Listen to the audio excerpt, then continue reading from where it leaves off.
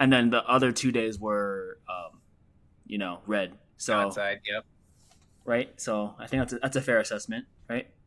Yeah, Oh. I can see that. Because I also played Friday going into Monday last week when we were at what was it, a button mash. So I had a similar play, but that one was an Iron Condor. So this Oh, one is okay. specifically in the down direction. The Iron Yeah, Condor wanted it actually to go up a little, but still within the range. yeah. Did you work today? Hmm. Yeah, I did. Did you? Oh, okay. How's work been? It's been fine. Busy. Yeah, I've been just trying to keep myself busy because traveling at the end of the month, so I'm also eating right yeah, now. yeah. But I feel you. I'm excited. Just trying to stay on track with keeping up with stocks, keeping up with my videos, and even though it's at a slower rate than I wanted to, but I was posting a lot early on, but I also didn't want to run out of content. So Yeah, of course. It's better. It's better to just rack up those views and build like a fan base. You know what I mean? hmm, Like an audience, and then start maybe doing like a weekly kind of thing. Or a yeah, little more than that. I don't know. yeah. I think it's doing okay for what it is. I don't know how to really engage more people other than the way I have, other with like the Yeah. content and just Uh, hashtagging specific TikTok, communities. bro. Use TikTok. Mm, TikTok. TikTok, and then just do a bunch of hashtags. Yeah, TikTok. You get a good audience like that and shit, so you can start building. I'll have to consider it. Yeah, First, it's definitely a platform that you like. If you want to be like a content creator, you need to like have that. You know what I mean? gotcha. Oh, look at we have a Mark in here now. Yo, What up, Mark? Hey, Mark. do this. So Why are you so low, bro? Huh? You're a little low for me. Hold on. Let me turn you up. I don't know if it's me or you.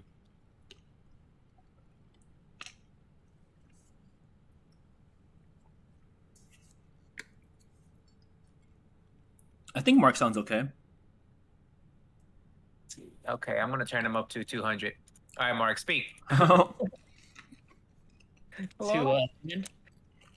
Okay, it's a little better. where's I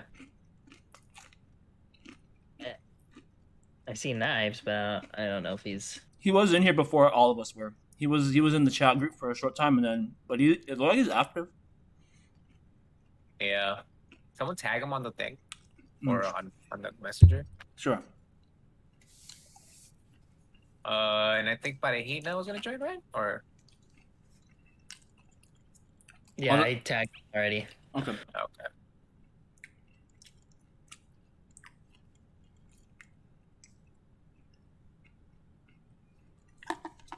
I have Apple on my radar. Yeah. It is a Good. market mover, isn't it? So Yeah, but if you look at the 15, you look at the 15-minute time frame. There's no support. There's no rejection until 137. oh man, what the hell happened to Apple? It's got that death cross going on it, at least on the 15, right? Yeah. Okay. Yeah, nothing. There's nothing stopping it to going to 137. Like there was no. But you want to stream first, Mark? Yeah. Yeah, I can go first. Make sure to share your But screen. let's just wait until at least Knives gets in here. 'Cause I know he was eager to share some shit. Mm-hmm. Dude, I like that he's really like about it too, Like he's willing to like fucking grind it, Yeah, that's good. Like lab time, bro. Mm-hmm. Way better. Yeah, it was way better pick than Noel, dude. He just wanted alerts. Yeah. Oh well. Like, oh, I don't want I don't want that shit. Like, I want to be able to do it on my own. Yeah, same. When it just comes to alerts, it's just like you're just following, and it's like, now what do? I'm glad that we're all able to learn in some way off of each other.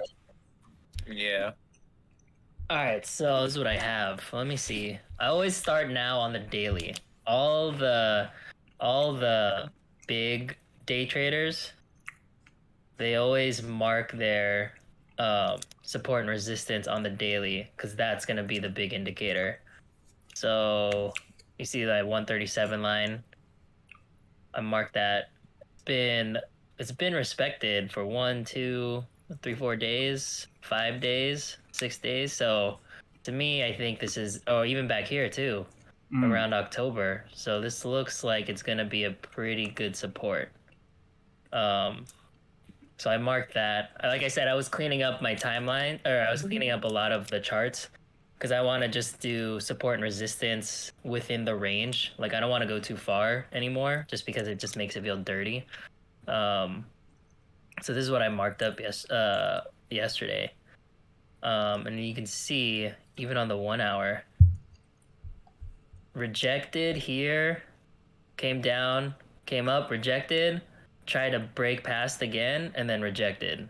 So this is going to be a legit resistance right here, this 140 area. And then look, you can see like there's nothing. It's just a waterfall either up or down to 137. So this is what I'm looking for tomorrow. Like I want a clean rejection off this 140, and then just try and take puts all the way to 137. Or if I miss the move, wait till the base is here and take it back up to 140. But everything's so bearish that I honestly don't see a bounce. Most likely I see like even 136 breaking through. So see if there's any zones. Yeah, look at this. Clean rejections right here. This is a good zone right here. On the 5. And that matches with the resistance of 140. So see it like rejected 1, 2, 3, 4, attempted end of day and couldn't even finish. So this is gonna be one I'm gonna be watching. I don't know if you guys see something else that I'm not seeing. Let me turn on my fibs. When was it at 128? Because I have it here on. It says on Weibo that the 52-week low was 128. So I just want to see when that was. 128. Yeah. Let's see. 120. Oh, right around here then. Wait, let me see. No.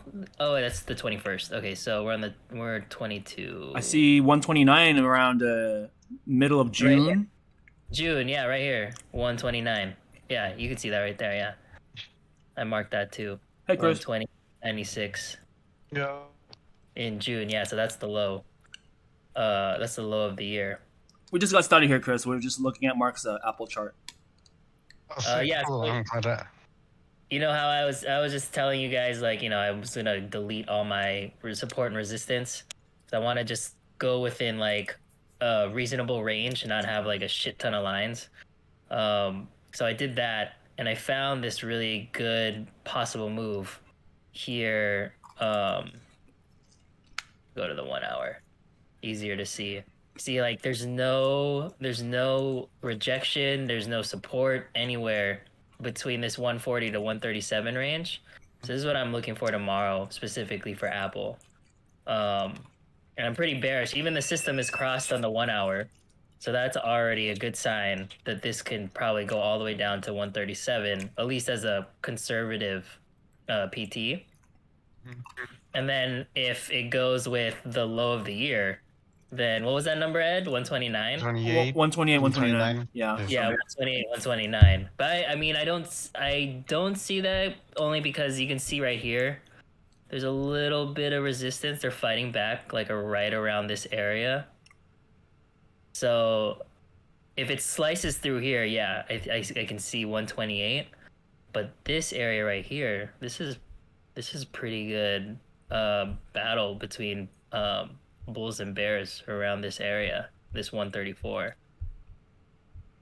Let me bring this back. But everything macro wise, look, it's still following this downward channel. So until it breaks out of that, it's just gonna keep on going down until it doesn't. Yeah, and it attempted to even touch it I don't know. Could try and attempt it again with everything that's happening. The Feds, the algos could fake us out, but I don't see it. I'm leaning bearish. But look, it tried. It didn't even get close. But compared to these 1, 2, 3, 4, 5 times, there's a little fifth one right there. Between these 5 times, it touched this downward trend. It didn't even. It like failed. Is that a 200 SMA, the one above the trend line? So my red is 200. Yeah, Okay. my red is 200. So that actually Orange goes along with the trend line then. Yeah. That was crazy. My orange is 10 and my blue is 50. And look at this. This is a nice supply zone right here. You can see at the end of the day or at intraday, it attempted to break 1, 2, 3, 4, and then end of day the 5th time, and then failed again. So this is a pretty strong supply zone, and it matches with the resistance. So this is what I'm waiting on. But I don't know. Do you guys see? Am I missing anything? No, I think it lines up. I mean, simple trend line. It's respecting the SMAs.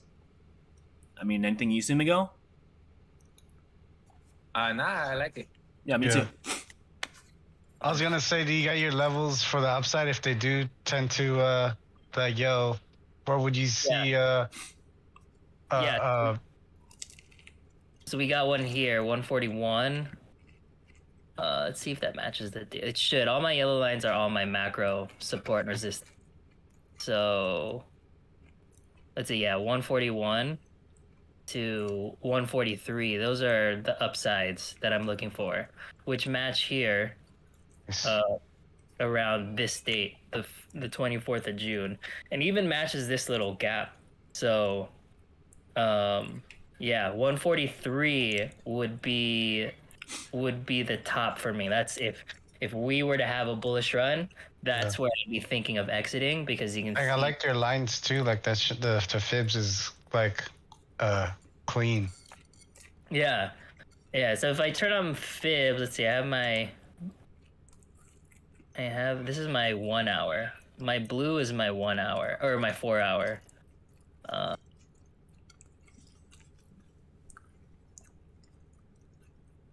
And it looks like it's rejecting this 11%, but let me see. I'm leaning more towards not that fib. This fib. This is my daily. No, this is not my daily fib. My daily fib is. Oh, I don't even have one anymore. Mhm. Oh, I cleared everything. Hold on. Let's see if it matches. Just do it live, Mark. Yeah, I am. Oh, yeah, We're doing it live. Yeah. Okay, this is my day. I haven't been doing it like for the whole year anymore. I kind of want to get more granular and just kind of take it from this really nice uptrend. That was the end of that uptrend, and then I'm taking it down. So I've gotten a little bit shorter on the time frames for my daily fibs. But I didn't see anything. Maybe I'm drawing it wrong here. I mean, I know I'm drawing. I mean, I'm drawing it right, but the levels aren't like 61 is 146. I cannot see. I honestly don't see Apple hitting that anytime soon. Well, so the gold zone. I mean, if it's acting as resistance, regardless of whether you see that on the upside or downside, if you draw it backwards or front side, that golden zone is still like smack dab in the middle. So Yeah. It looks legit. Yeah, your trend line fits the thesis. Oh, they released the mic.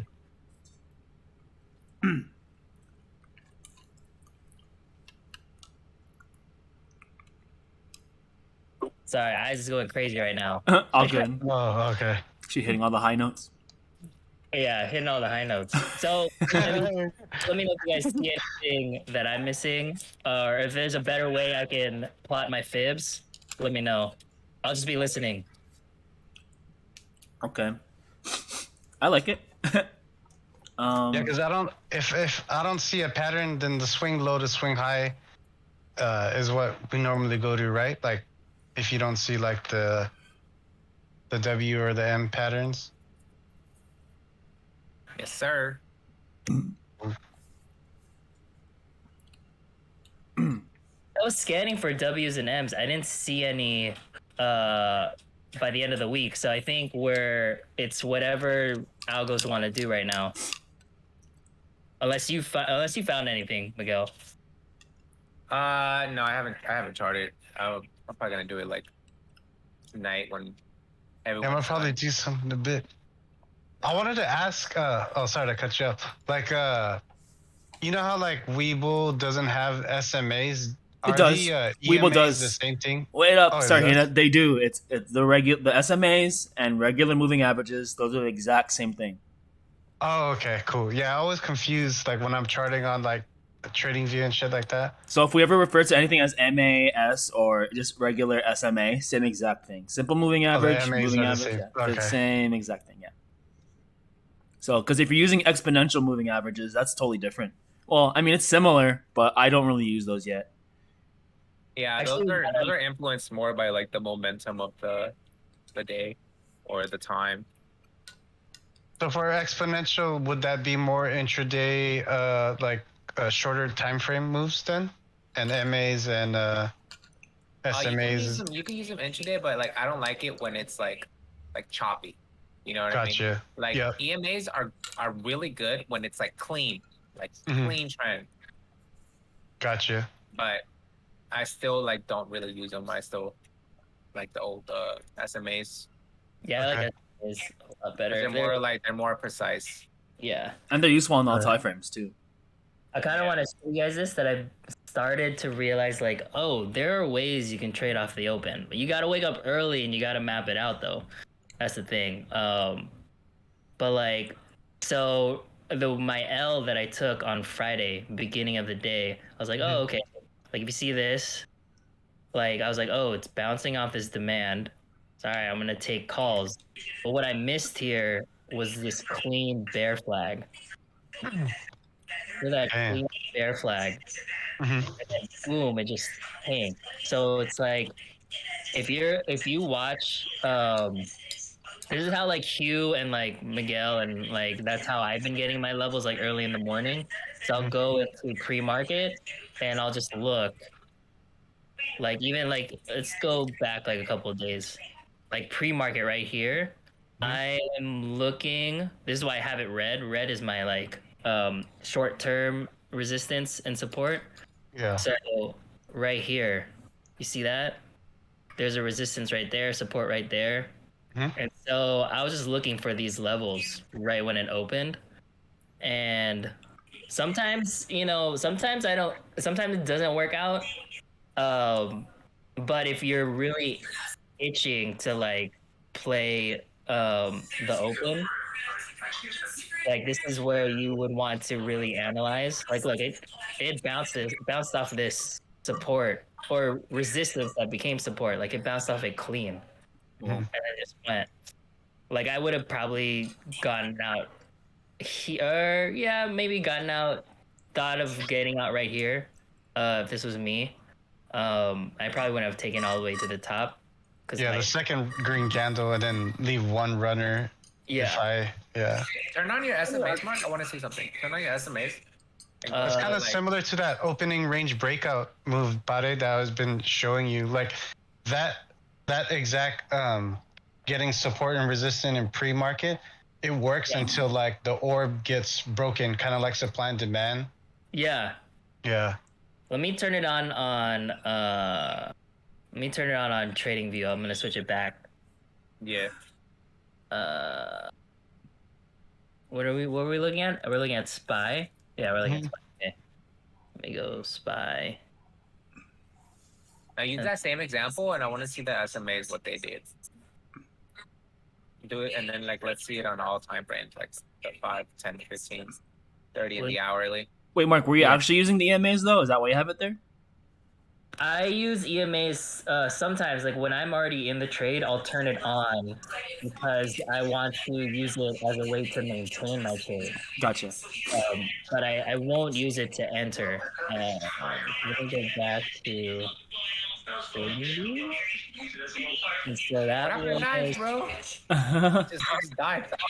Oh yeah, where's our Copa knife, dude? You It need was to show taken us. for early, bro. He got there way too early. I think What? he had to go somewhere. Oh yeah, he went to what is that? Universal City, I think. Fright Night. He was talking about that. Yeah. All right, let me turn everything off. Has he replied? Finally? I'll go look. Let's see. Where's my phone at? Oh, it's right there. Oh, I'll jump in. Give me like 15. This was at 6:22. Okay. Cool. So that means he should be in 2 minutes. So 5:05 on the 5 minute. So this is also what I don't like about TradingView. It doesn't get clean candles for pre-market. But still, it's the best way to chart. Wait, what were we looking at? So I was looking at 10:06 as an example. So we're at 10. You use that same example on the pre-market, Yeah. and then go to like the 30-minute. Oh, the 30-minute. Okay. Yeah, you charted support and resistance in pre. 10:06 on 10. Okay, here we are. Let me turn off my. Let me just use the system. Yeah, use the system. Let me turn off 200 and the 20. Oh yeah, I still gotta buy the data. Keep the 200. Keep the 200. Oh, the 200. Okay. Yeah, keep it. See, damn. So yeah, this is where I was charting support and resistance around 10:06. I did not use the SMAs though. So if there's something you see, let me know and I can add it to my toolbox.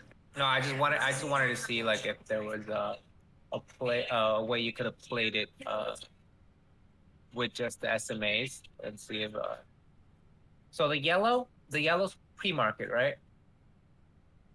Yeah. The yellow. This yellow box. Yeah, that's pre-market. Cool. You have 200. Okay. Go to the hourly. Let me go 10:06 here. Okay, look at that. Yeah, we rejected. What line is that? The orange one? The orange is my 10. Okay. Yeah, so you could have just played it off the 10 too and look at pre-market how it just kept rejecting that shit.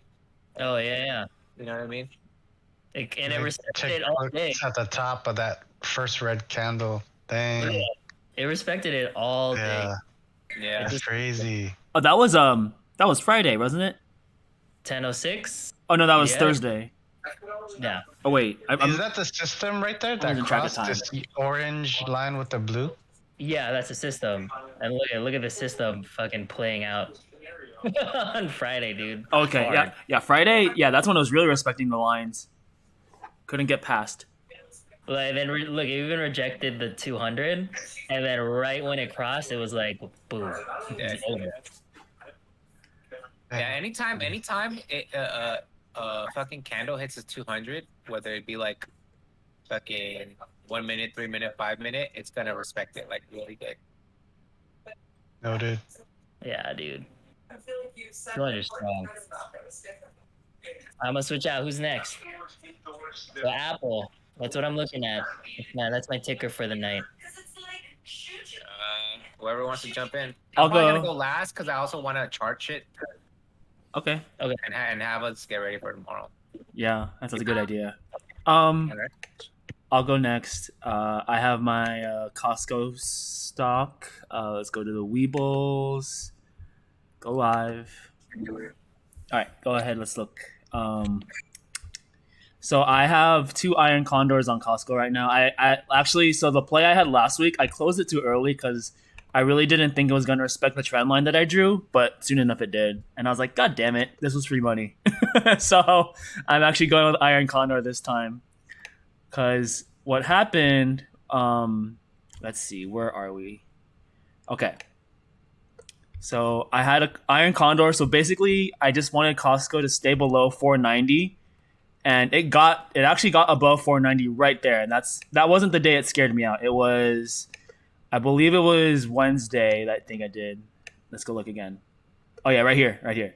Probably when everything was pumping, huh? Yeah, everything was pumping, but I was just like, I'll take the L. So I got out, but then like it didn't get any higher. So wait, let's see. That was a 7th. Yeah, it got close to it.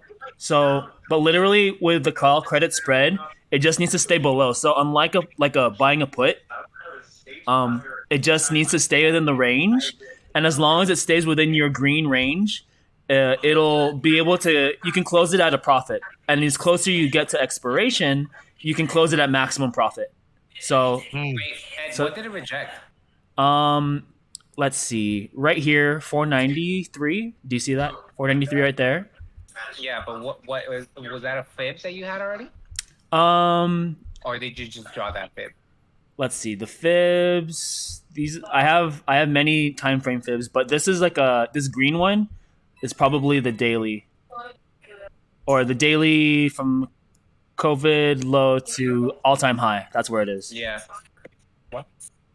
But I have several trend lines just kind of drawn out, and then that's why I'm playing with a specific range here, because I'm not sure if I drew this out right, but I'm just tracing the lows. I'll turn these off so you can see it more clearly. I have this low here traced to the low over there, and then the highs touching each other's highs, and then on the closer over here, I also have those traced. So with my lines on, there's this one, and then the more recent downtrend. Got it. So Just do you see how in those two lines you drew, it's like compressing? yeah, like getting closer to like a what is this called again? Oh, a wedge, or not a wedge? Yeah. If you go to the daily. Yeah, sure. I'll try to zoom It does in. look like a flag. It looks like it's Right. forming a flag. Yeah. Well, if it keeps respecting it, you're spring loading, and there's gonna be an explosion in either direction. Okay. So So I don't know how long you want to hold it, but I'm only just gonna hold keep it short term. I'm only holding like my goal is to close the options that I have on it when it gets anywhere like in the 480s, because right now I'm playing a range right here where the green is. That's the preferred range, but it can get to 495 or 475. But basically, this green zone right here is the perfect zone. I could why close. don't you connect your two lines that's forming the wedge, because then it kind of gives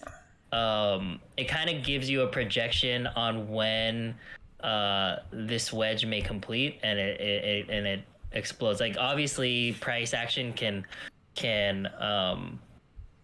break out earlier. Okay. But at least you kind of have sort of an idea. Okay. Wait, and I think it just completed an M too, right? That big M? Oh yeah, I think so. Should I go to the 1 hour? Or no? Yeah, just hide your drawings real quick, Sure. so we can see it clearly. This is the 1 hour right now. I can Yeah, go to so the. it seems like it's a bigger M and like two small M's. You see that? I see And there's a W too. There's a W Yeah. in the middle.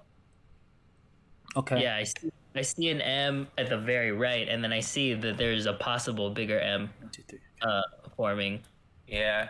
So what you can do, Ed, you can just start like drawing your harmonics and see what fits what, and then go with that. Because remember, after every completion, there's a retracement. So if the M's completed, then that means it's gonna pull back 38, like at least minimum, right? Are harmonics anywhere on Weeble? That's what I want to know. Oh shit! No, I don't think so. know. Okay, so I mean, I'm not a harmonics trader yet. I just want to be able to perfect my ability to understand the zones better, because I mean, I know you guys will be the harmonic mains, but this is still my preferred method, because I still do spreads more than short term. So Yeah, but even if you don't draw them, just keep aware of the patterns, and just by default, you already know, hey, this looks like it could have completed already, so there's gonna be a retracement, right? yeah, You know what I mean? Yeah. So where's your eye in Condor? What's the zone? let me close this in on the 10-minute. I have it. The range specifically is 475 to 495, but if I close it like exactly in the middle, so what's the middle of like somewhere in the exact middle of that range. So would that be 480? 485, I think. Yeah. If I close it in that range, like basically the 480s is really where I would close it, because at least based on the flag pattern I have drawn, like because this was as low as it got on Friday, but that wasn't the low after its earnings report. Because the low after its earnings report was even lower, so it can. That's why I'm just like, okay, so it has to be falling in the zone, right? So Have you already written it? oh yeah, I did. Iron Condor, yeah. It's let me go and see the dates on it, but it's for Friday expiration. So I realized the longer I did Iron Condors, if you do it longer, you need a much larger range. That's the only reason why that Tesla one I did was really good, because I did it a 2-week range, but it was also like a it was like a $90 difference in the strike prices. So I was just like, okay, this is guaranteed to win. But now Tesla is split now, so the moves, like a $90 move before is more like a $30 move now. You follow me? Since it was like a 3-for-1 split. Costco hasn't split yet though. Yeah, it was a 3-for-1, I think. So Pretty sure it was. my Iron Condor for Costco is the range of 475 to 495, but the closing strikes are 470 and 500. So if it gets too close to 470 or 500, I mean that's like break even, but I want to close it at a profit at all costs, basically. So I just want you.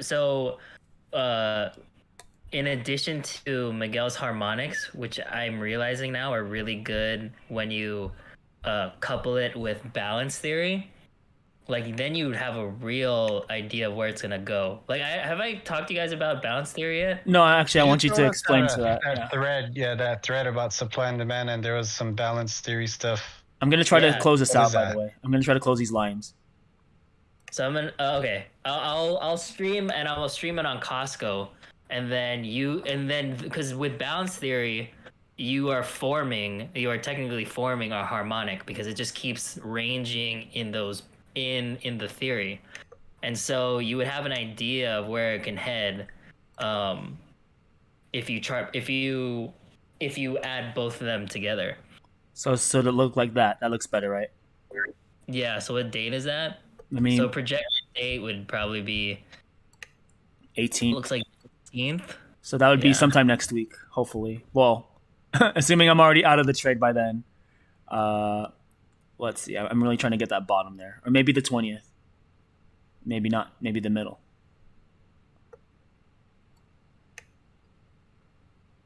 There.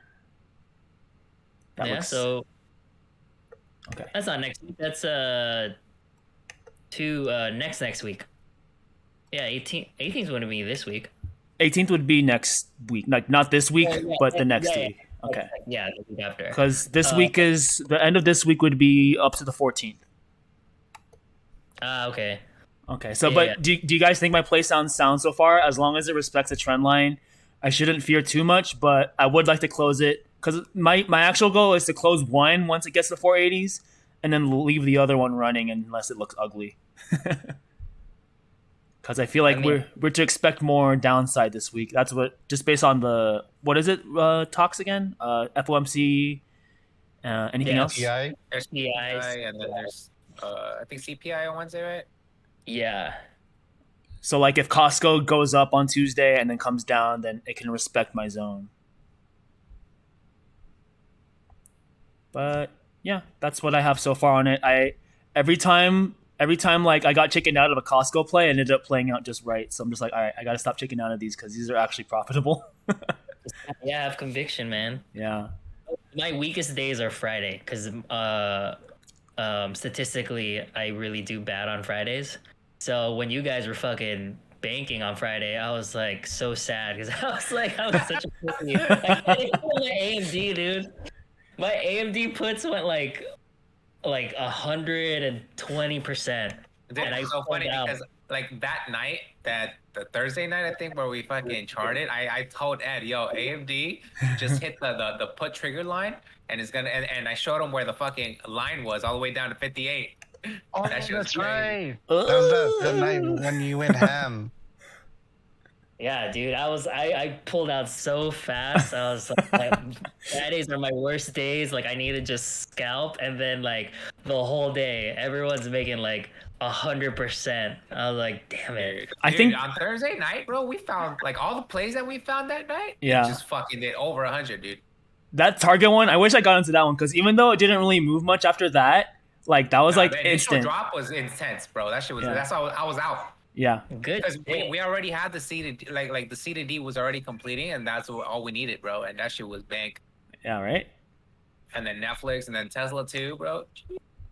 Here, let me real quick. So I can show you. I can explain balance theory to you guys. All right. I'll go end my screen share. But Costco's my main play for the week. But I have a SPY one that expires tomorrow. I'm gonna stream on Costco actually, so you can see it. So really, balance theory is like supply and demand, but it's kind of it's more on a macro level, which then also goes into harmonics, right? Because if it keeps going in that range up and down, you're building W's and M's. Yep. So I draw this out. So this is the 1 hour, and you could even see this. You could even see this on. Yeah, that M. That looks like a cipher right there too. But it looks like it already might have completed. So you might get like I told Ed, you might get a pullback like to the upside. See, like you could even see this on the 4 hour, even on the daily. Like you could see, like it's ranging. So once price, this is what I did for AMD, and it worked out perfectly. Once price hits here, this is you're entering the end of the balance zone from September 23rd. And so what's going to happen is Costco is going to want to break out, right? If it fails, if it breaks out of here and then consolidates and then comes back in this zone, the probability of it shooting up like right around this area is really high, because that means that Costco failed to expand out and it's rotating back into the balance, which is this big ass box. And so now, like I was saying, now you're right. If it fails and comes back, now you're starting to form a W. So then balance theory is kind of based on supply and demand, and it's kind of creating like a really strong zone. Is that what it is? Yeah, so balance theory is based on supply and demand, and it takes advantage of ranges. Okay. And so if you can take advantage of this, so let's say it rotates back in, more than likely it's gonna shoot back up around this area, which is where you see like a lot of consolidation. Like if you were thinking about this macro wise, there's a lot of like spring loading right here in this area. It just keeps bouncing. So now you're gonna start building your harmonic here. Oh. And then if it fails, let's say it comes out of here again, and then it fails back, that means more than likely it's going to rotate back down. And now what are you building? Now you're really building that W. And so this can go on for a long time. Like, let me show you AMD. Like, I had a big ass balance theory on AMD, and it played out perfectly. The day I said like, hey, I'm either going to take calls here because if it breaks out of this 72 range, it's most likely gonna pop, or if it breaks, you're just gonna see it's just gonna go downhill from there. And I was like, where did we start breaking out of 62? It was like 72.50, like right around here. I just can't believe how low it's gotten now. Yikes. Yeah, it's really bad, but it's expected. I know, because a lot of my computer friends are saying like AMD chips are better than Intel, which is pretty gnarly. I think so too, but it's just like they're having chip issues and shit. You know what I mean? Yeah. And then it's just because of the fucking tech bubble burst. It's just that's what it is. Unfortunate. Yeah. I forgot where I drew. Same thing with Nvidia. I think they banned something, right? Didn't they ban like? Oh, that's right. Yeah, some shit in China. Yeah. Like the government's like, yo, don't fucking distribute some shit in China. So that's just fucked up. Yeah, everyone. Yeah. No one can sell to China. I forgot where I drew it, but I had it there, and right when it broke out, and so what you need to do for there are two caveats to balance. Is it breaks out, but then it has to accept the balance, right? So if it breaks out of balance, let's say the price goes like right here underneath, and then it consolidates, and then you see like one red candle here, or a respect of this, and it breaks and it rejects, then you know, oh, this balance is over, and it's gonna trend the other way. Um, So and is so that then another zone then? Like this kills this current balance. yeah, this balance is be dead. This balance is done now. But this is how you take. That's how you take advantage of those ranges. So if you're gonna do iron condors, I would look for those and see. Um, so yeah, like just keep watching this. If it starts making those W's, start building your harmonic, because you know if it hits that triple top, it's gonna come back down probably around this area and try and get out of balance. And then if it doesn't, then it's gonna start building the M's. Okay. But yeah, it's really easy to see. You just look for this. Just look for this wave and this respect. Like, it has to be a macro level, by the way. So that's why I did the 1 hour. But even if you, I'll just look at my 1 hour on my chart. yeah, even if you look at the daily, you can see like keeps going down, come back up, down.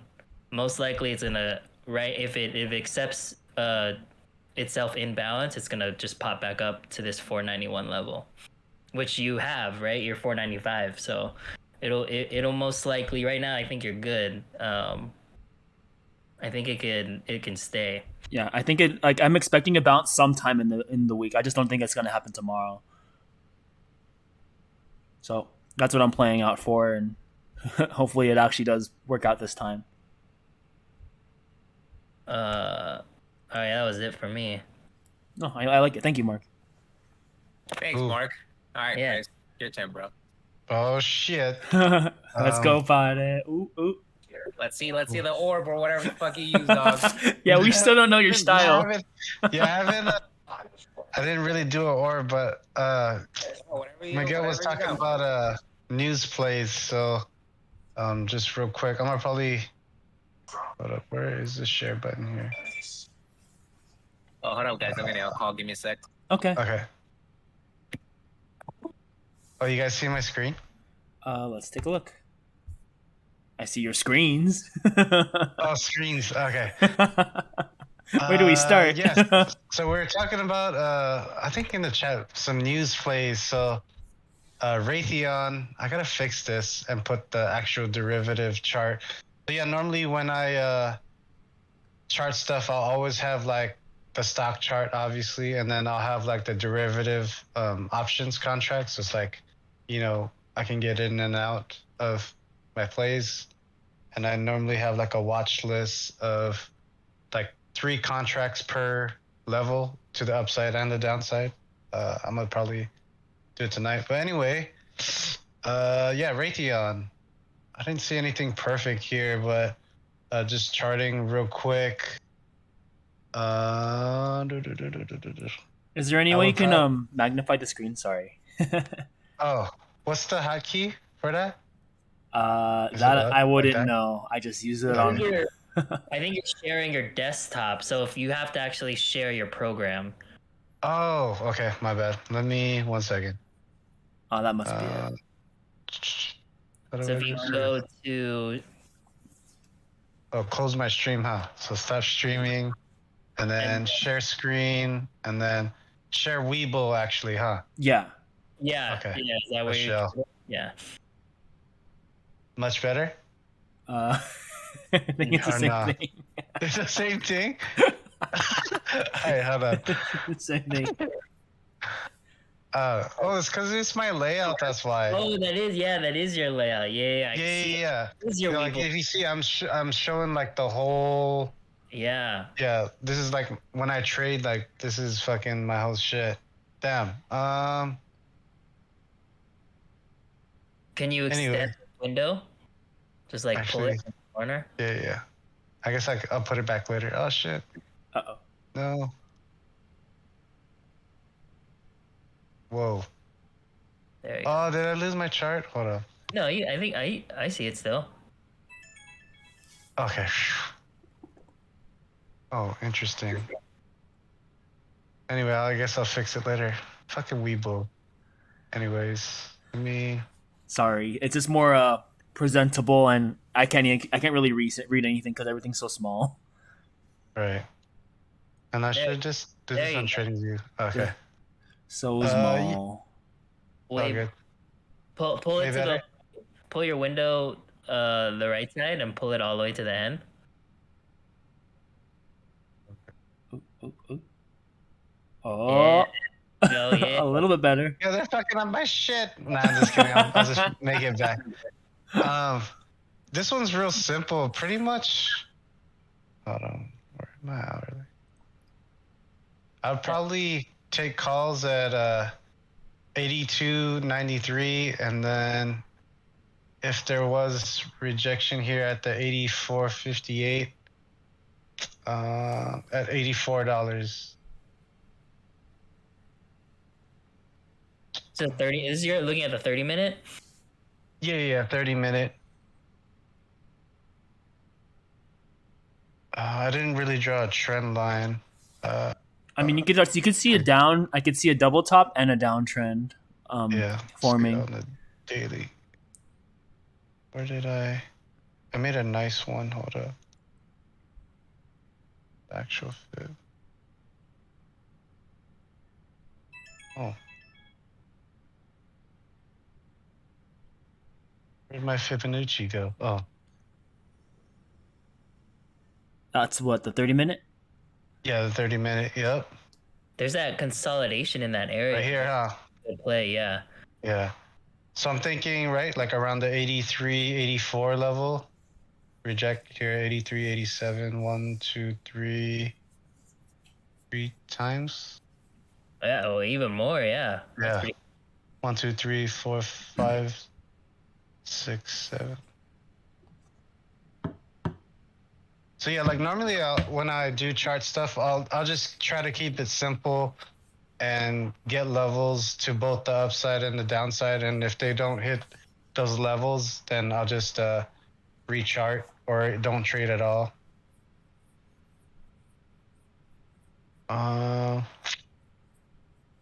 Is there anything that I'm missing?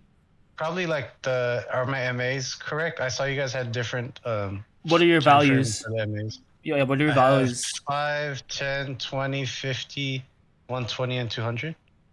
120. Okay, the 200 one's the only one that matches with mine. I have a different numbers on mine. Let me go check mine. Yeah, that's why I saw yours. What about yours, Mark? Do you have different MAs or? Yeah, so I have 10. I just have 4, so 10, 50, 4? 10, 50, 20, and 200. So Okay. I learned from Day Trading Addict that like if you're gonna he did a video. It's like if you're gonna use an indicator and you want to know if it's choppy, the 20 SMA will show you. So if the lines are smooth on the 20, then you might not experience a lot of chop. It might be a trend day that day. But if you see a lot of like little small waves, Yeah. then you might want to stay out unless you're gonna scalp. So I use the 20 here and there, but that's like kind of been my indicator on like choppy days.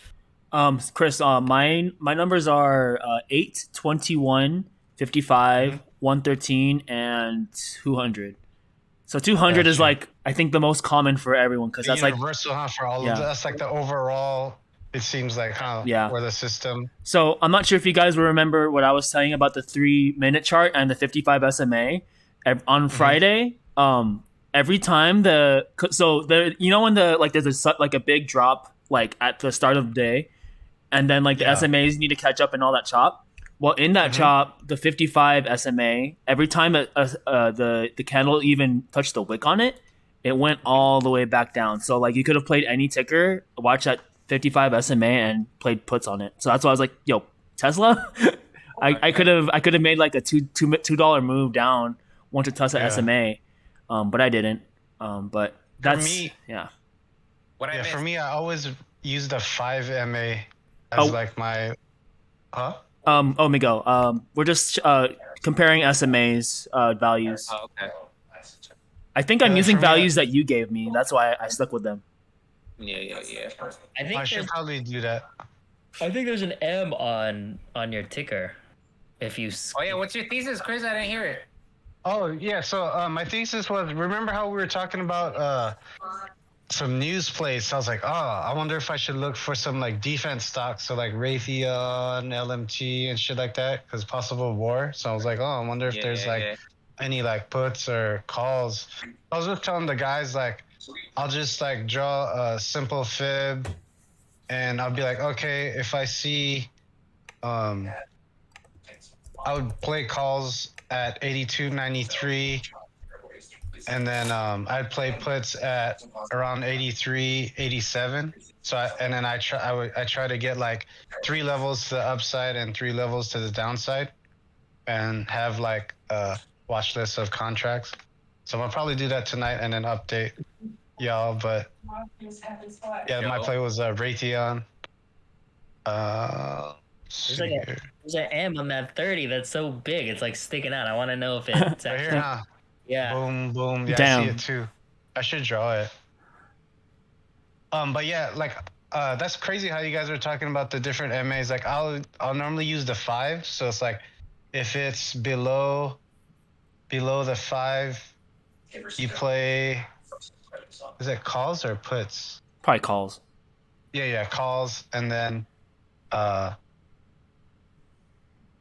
puts if it's above. Informational blood vessels in the brain is awfully rare, especially for someone our age. Do you like this defense stock particularly, or have you tried Lockheed Martin? Because I've been following Lockheed Martin for a while. Yeah, I know you and Mark and you and Mark have watched LMT before. I think I tried playing.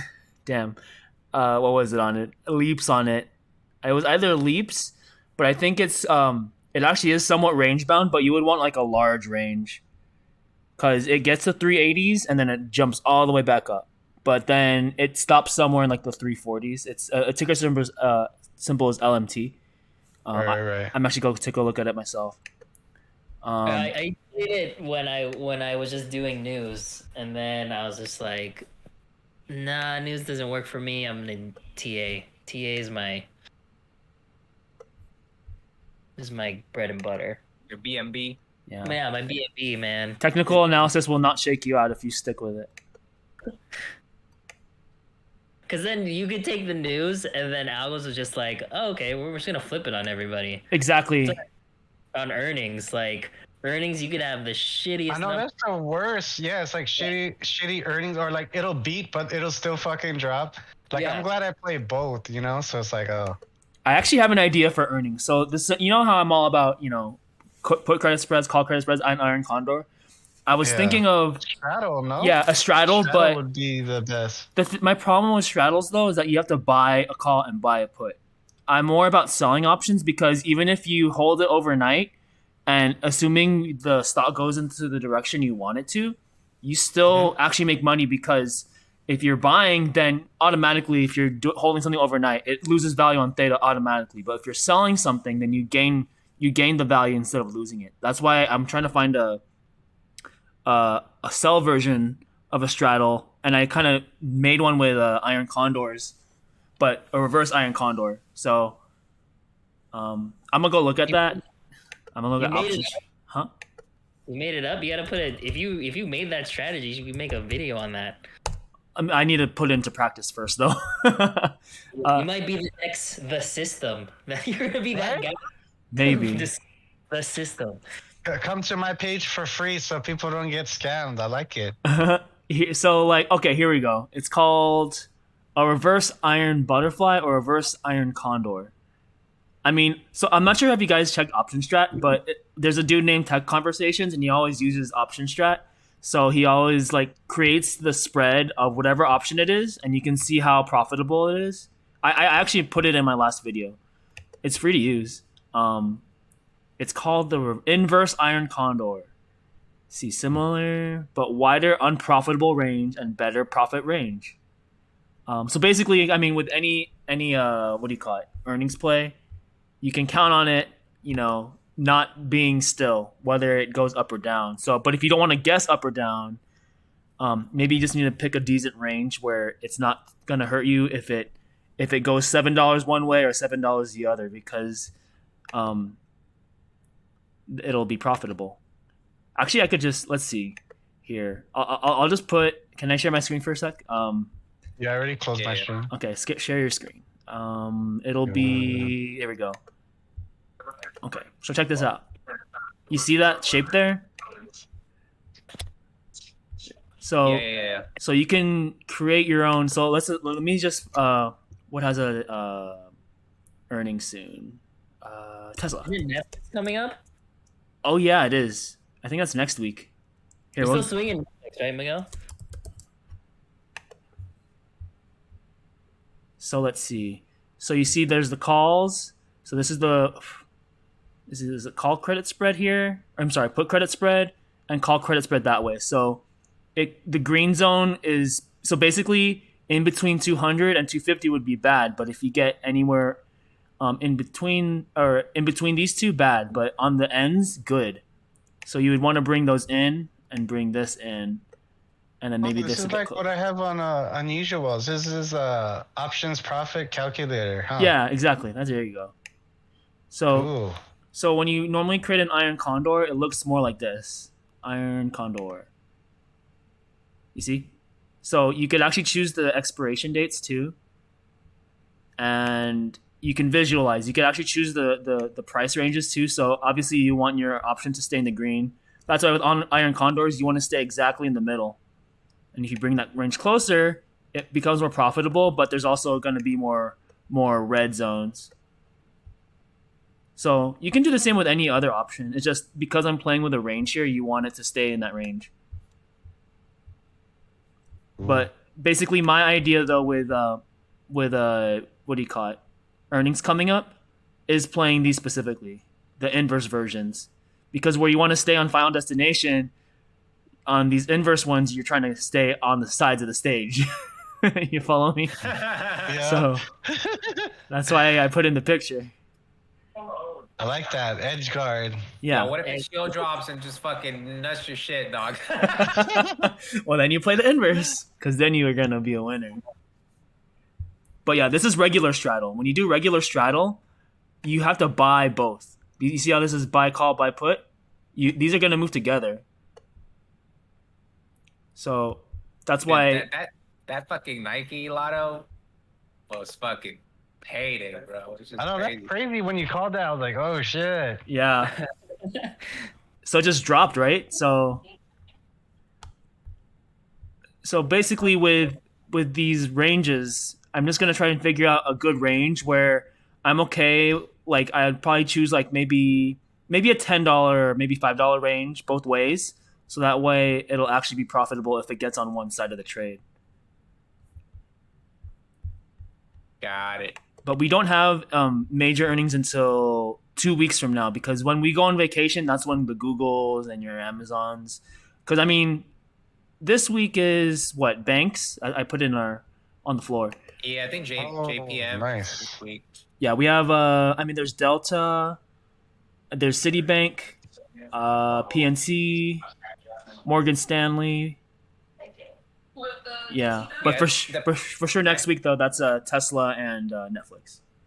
Yeah, I feel like depending on this week, I think bank earning plays would be really good. Yeah. Because if it's like bad, like if this week is just bad, then you can just play puts on them and just fucking bank. Because if they miss, bro. Yeah. Well, that's right. Also notice though, it's before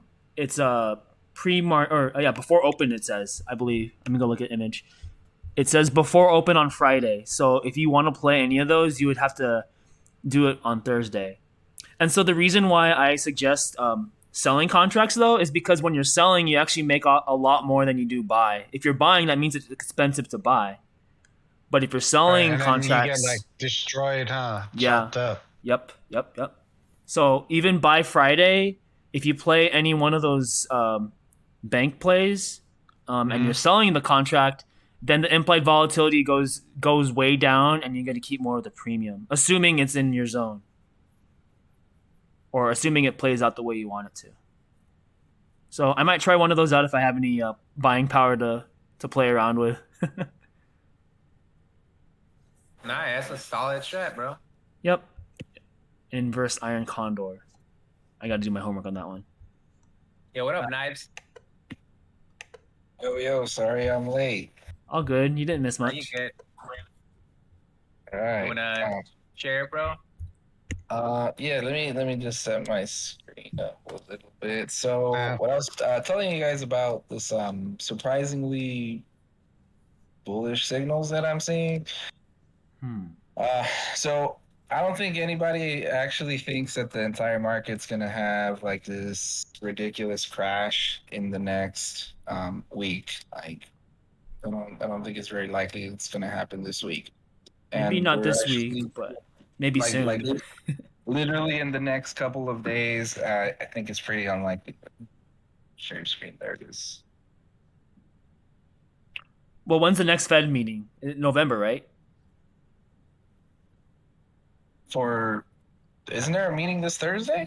I think Yeah, it's a well, minutes okay, so meeting. Yeah, there's I linked it. Yes, FOMC minutes Wednesday, and then core CPI and jobless claims Thursday. Yeah, so like if those are bad, bro, and then the week after is like tech earnings, that's like the nail in the coffin, bro. Yeah. Yep. Remember? Oh my God, CPI. Because they do a lot of their monetary policy on CPI and jobless claims. You guys see my trading view? Yes. Uh, On SPX here. Yeah, I can see Yeah. it. Okay. You guys see it? All right. So what is this? So I noticed that cool. Yep. this level here, this is the last like real level that was established before we haven't reached this level since 2020, basically, right? We got all the way up here. I'll clean it up once I zoom in a little bit. I think it already looks good. What I really wanted to point out was like this here, right? We're ending July here with these like pretty strong candles, right? And then this. Oh wait, Knives. Before you continue, you see that log on the top? The bottom right. Turn that on. Yeah. So this is actually gives you a more accurate on your lines when it's like larger time frame viewing. Because so we're anything from like daily and then weekly, especially like you want to have log on, and it'll give you like better like precision entries on your lines and shit. Oh, so it's more accurate to try to get to this point here. Okay, so then I turn this on and off depending if I'm on large time. Yeah, so anything above daily, I use log, just so I could get accuracy. Yeah. All right, got it. Right. What was This level here. So if I were to break through this level, we're talking about it having basically all the way down to here. And I mean, that means that you would see SPX losing 300 points, like SPY losing 30 points. This is a 30-point range here. That's gonna be big. So I think that it's a lot more likely that in the short term, within the next 5 to 10 trading sessions, we're actually going to see some upside before we start continuing any sort of downward trend.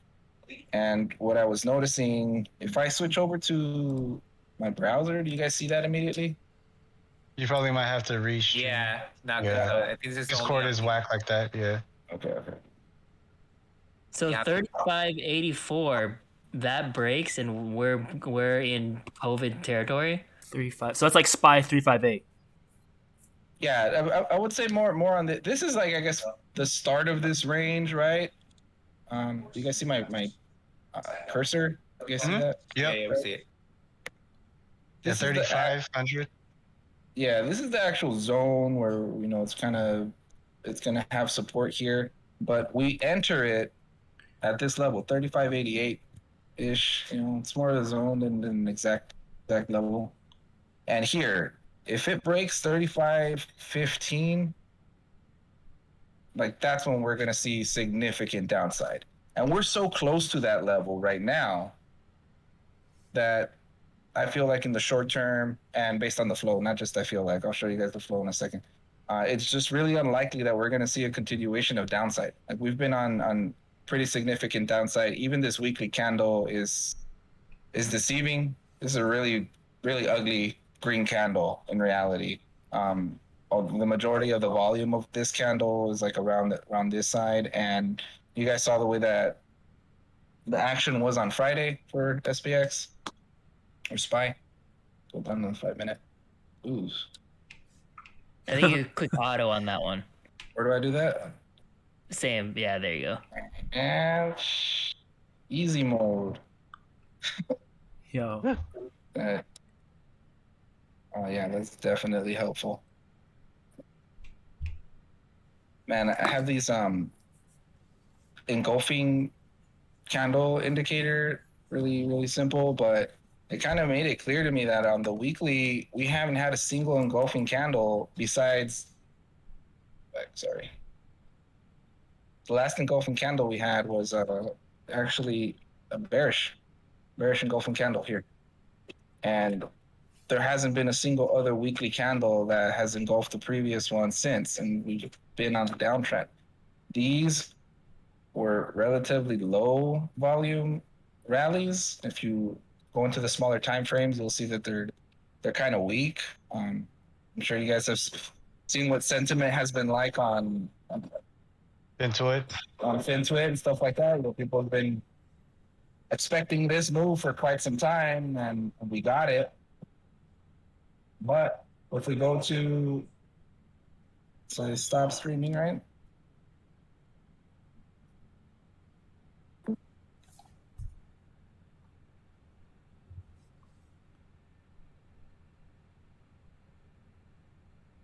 $35.84. I'm watching that. 35.8. So like SPY 358. Yeah, I had that marked, but I thought it was like short term. But now that like is the breakout to COVID lows, that's a macro support line. Like that has to be more. Like you have to watch for that. I'll be happy if we go slightly lower tomorrow for my SPY play. You barely said tomorrow.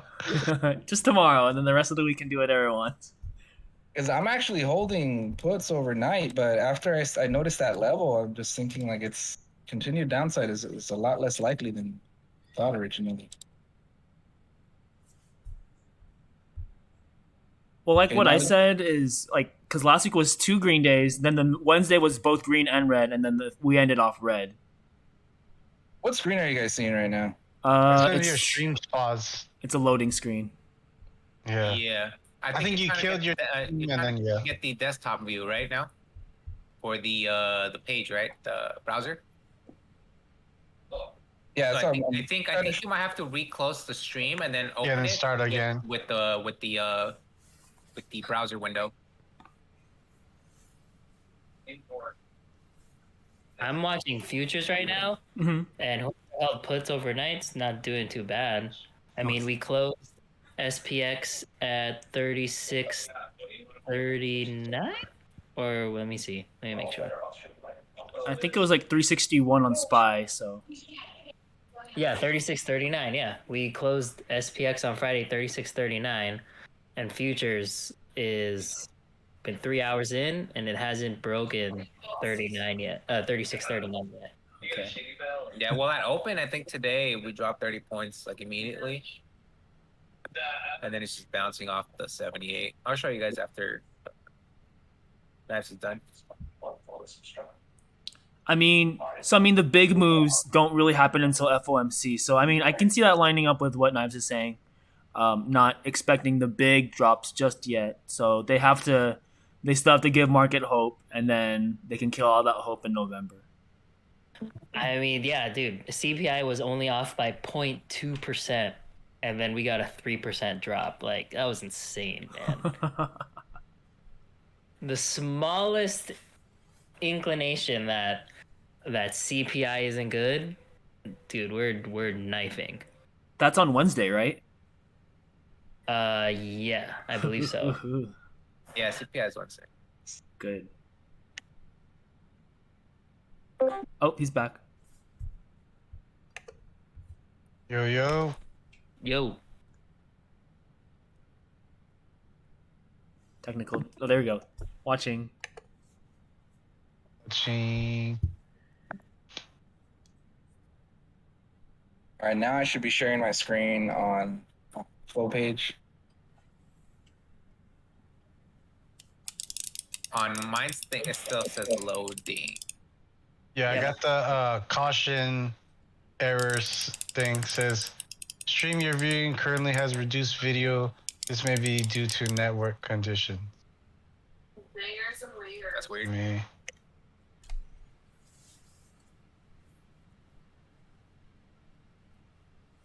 See, changing those.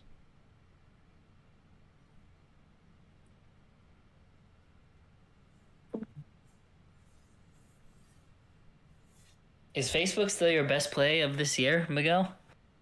Or you beat that already? No, that was just insane, bro.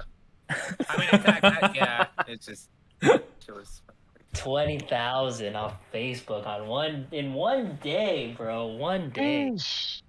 yeah. Kind of salty I didn't put more. How much did you slap on that? I think it was like 1K. No shit. Fuck. Yeah. I think some of my best plays were at the beginning of the year too, surprisingly. But the Netflix one, that was like in spring. What was my best play this year? Oh, XM. My 100% on XM. Dude, I feel like after that Facebook shit, that shit was like everything just, bro. That and Netflix, dog. Yeah. Oh, I wish I got on that Netflix one. Oh yeah, the Netflix one was insane. I I think remember the day after, yeah. it was like everyone. If you even just bought like out the money puts at like $1, you were up like thousands the next day because of IV, and now you were in the money. And Yeah, I'm earnings, not man. sure why it's doing that. I keep trying to share that specific window, and it says swap to your application to resume. And when I do, it just would keep Nice. saying that the stream is paused. I think Gary Gensler's in Damn. this chat. Right on. Yeah, on our end, we either see stream as paused or. Do you have OBS, Knives? I do not. Oh, okay. I guess next time we could set you up with OBS and maybe stream via OBS. But that's sick, though, dude. Thanks for showing that level. Yeah, catch that. I mean, if you guys want to see what I was trying to point out for yourself, you can look at the flow on. Oh yeah. On You figured, or if you have unusual wells, you could just go ahead and Yeah, pull I'll put that up. Floor trades. The short-term floor trades are pretty heavy, and they're actually bullish. Expiration within the next 14 days is like pretty heavy on the bullish side, in spite of the chart says right now. 1 second here. Lock in, Chris. Let's see it. Yeah, 1 second. Yeah. So let me know if I'm using it right. So I have, for my filters, I do like 250 for results, and then I keep it single leg trades. I don't look for multi-leg like any Those and are then credit the spreads. DTE. Yeah, DTE I'll just do up to like 1 month or 90 days. So this one we want to look at short term. Okay. You can leave it on 1 month is fine. Okay. And then just specify floor trades. Oh, where is that? So we know In filters? Oh, I see it. Yeah. It's the third tab or fourth tab. Live floor alerts or flow. Oh, is that flow?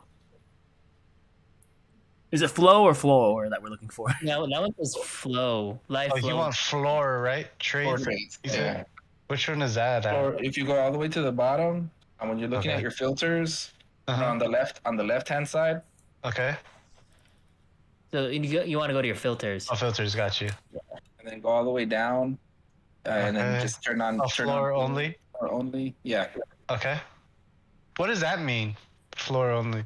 Floor only, it means that there are trades that were put in by like actual brokers on the stock exchange floor. Oh, got you. Not like Yeah. after hours shit. Got you. Yeah, and not, no retail traders, nothing like that. And it's a really really small difference, but sometimes they make some plays with really heavy size, and they're usually in the know about something. Okay. If you notice, like a lot of times, whenever unusual whales after an event happens and there's like a significant market event, and then they want to show that there's a trail, a lot of the times it's floor traders making out of the money or big trades that are against the trend. Okay. So right now, market's on downturn. We're all anticipating death of SPY and all of this, but there were some really heavy bullish floor trades on Friday. Friday was 10-7. Yeah. And what I was mentioning to you guys about wanting to see the OI is there was actually more bullish trades with expiration this week and next week that held OI from the previous day. So if they still held that OI going into tomorrow, in spite of seeing that downside that we saw on Friday, like it gives more conviction to, seeing that there actually is going to be a reversal based on the demand from these bullish contracts that they're buying in the short term. Yeah, that's a good observation there. Like these ones, right? These sell puts. Yeah. That's bullish. Yeah. Right. So Yeah. they got to take advantage of really high premium on the sells. The IV is spiked, and sentiment is bearish, and they're able to just get maximum premium off of those puts that are, based on their thesis, unlikely to go in the money. So which one outnumbers the other though? Because if they're selling puts, that's bullish, but if they're buying puts, that's bearish. The buying of the puts is long term, and when it's the short term, the volume is significantly less, and the OI is less. So a lot of those moves were made on Friday, following the trend. Do you know what I mean? Like there was a lot of bearish, smaller than the bullish side in the short term. There was bearish plays that were made like following the trend, but obviously everybody was trying to buy bearish on Friday with the way that the market was moving. Mm-hmm. So Yeah. when we're looking at the higher premiums, like if you filter that, if you sort it by premium and just look at the highest ones in the short term. 1 second. So premium. Oh. How do I sort that by premium? Is it? Oh, here. Premium. Okay. And then what are you looking at, Knife? So by premium. The exact filters that you're doing right now. So Okay.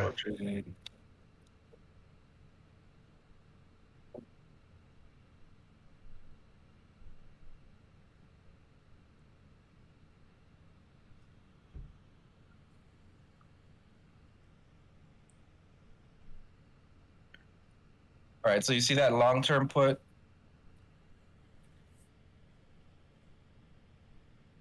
That first one for 3,800. The premium is 2.9 million. That 1014 put 826,000.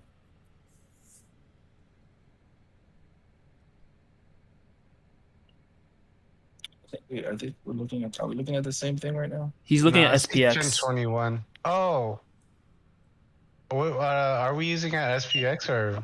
Oh, looking up Netflix. Oh, Netflix. But hey, look at that. Look at that SPX too, though.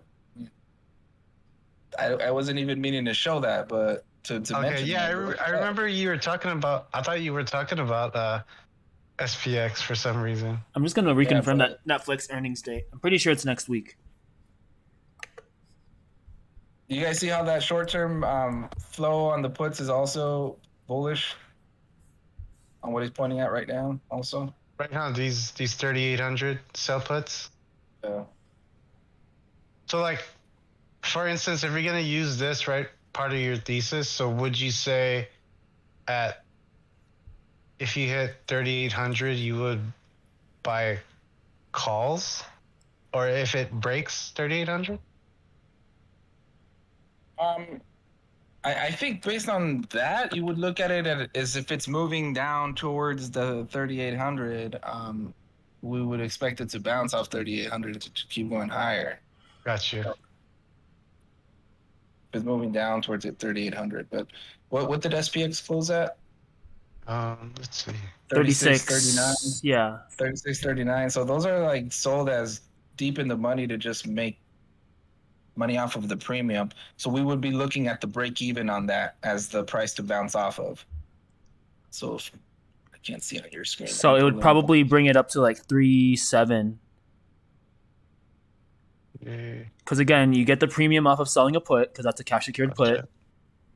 And he's saying the break even is somewhere halfway between where SPX is now and where that premium strike price is. Right? Right. So if they sold it, where's the mark?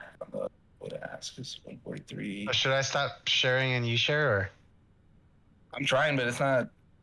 When I go to share my screen, let me see. Okay. Or did you want me to? I mean, I think there's enough information on your screen, Chris, and just Nice can just direct you. Oh, okay. What's up? So go. Did you pull up Netflix? Oh, Netflix. Yeah, 1 second. Netflix's earnings, by the way, is on the 18th. That's let me see what date that is. I think that's a Tuesday. It is a Tuesday.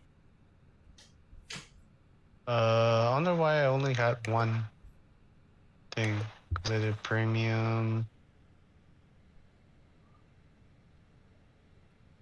Okay, so what I did is I sorted.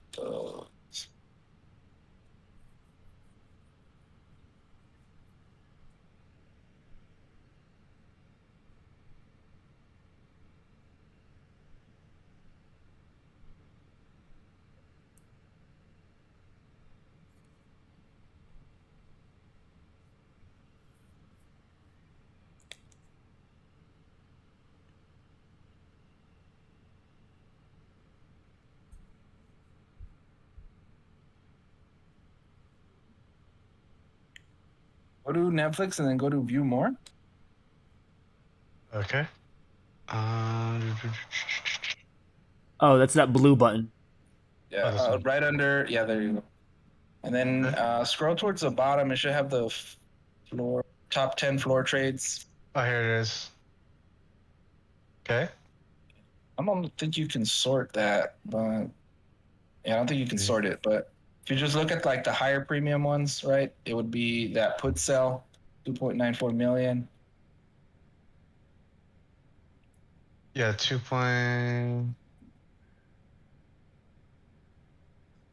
Sell.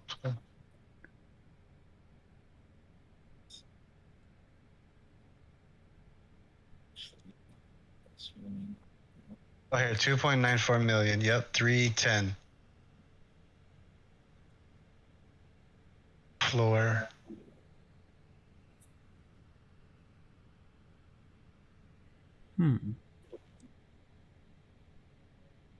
Okay. All right, so in the short term, these purchases were made for 5-day expiry, right? We have some bullish flow on 5-day expiry, which is for this Friday.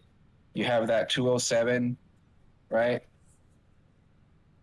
So 138,000 premium on bullish put selling at the 207.5 level. We have 826,000 5 days to expiry at the 237.5 level. Yep, I see that here. So this is these puts are being sold like banking off of downward trend, market sentiment is bearish, maximizing on the IV, getting a bunch of premium that is really unlikely to pay out. 207.5 is just, that's crazy. That's like basically, those were basically $150 lottos in my opinion. That's so far out. Yeah. But the 237.5, that's a lot more interesting. Yeah. Because that's within people's reasonable range right now. Like that, oh, it is possible to we could open tomorrow with Netflix to 37.5. Yeah, I'm gonna share my screen real quick, man. Okay. Let me kill this. I think that's still good information though. I don't know, man. Those 207 lines up with my thesis, dog. Oh shit! Uh-oh. I killed the Yeah, my share screen. how do I? Mortal Kombat 30th anniversary. Dun, dun, dun. Let's see the secret trader harmonics. Dang, this is cool, dude. I like that. We're like throwing input. I'm like, damn, I gotta step my shit up. This is what I got in there. At least we're all in it.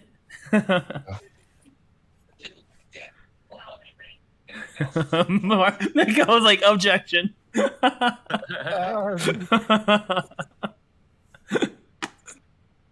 we had a harmonic that was inside this harmonic, and we just completed it. But it broke the Is that a bat? That's a bat, huh? Nah, this is deep crab. Oh, Yeah. Bat, it's always 50. gotcha. Yeah. And so the reason why I think Netflix is gonna be a good like downtrend play here, because we closed below this trend line, right? This is like the first initiation from like, hey, like this pattern might work out, right? So we broke this trend line on Friday, and we rejected it like during after hours, and we closed below it again. So the next step is what we do here at the 23, which is the 224 price range.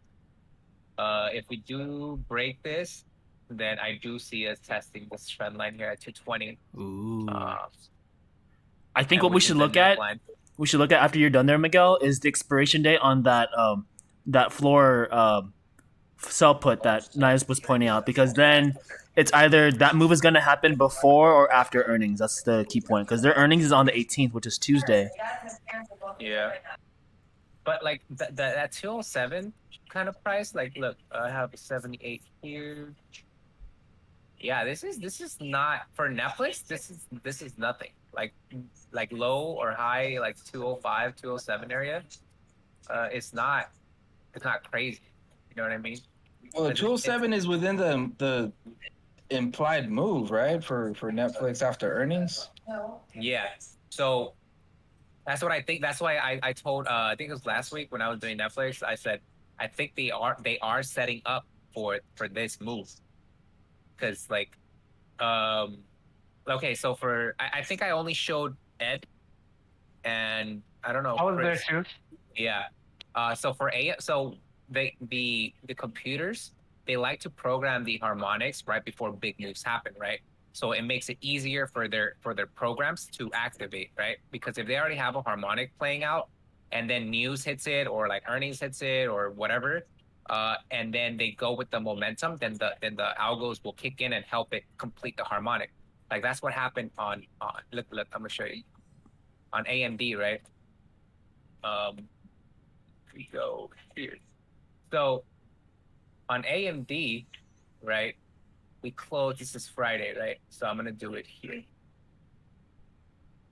So right now we're not gonna see what happened on Friday, right? But if I had caught this right here, bro, it would have been fucking crazy, right? So then this, I think we said this was a cipher, right? So we end at 786. Which is like yeah, right there. So let's say on Friday or Thursday, right? I had seen this and I charted it out. So then I'm like, okay, you know, the C to D is the move you want to play, like always, right? Because this is the most rewarding move, the one with the less risk. And since we knew this was already a cipher and you were going down, you could have taken gone like far, like a month out puts, right, to play it safe, right? So then let's look at the replay here.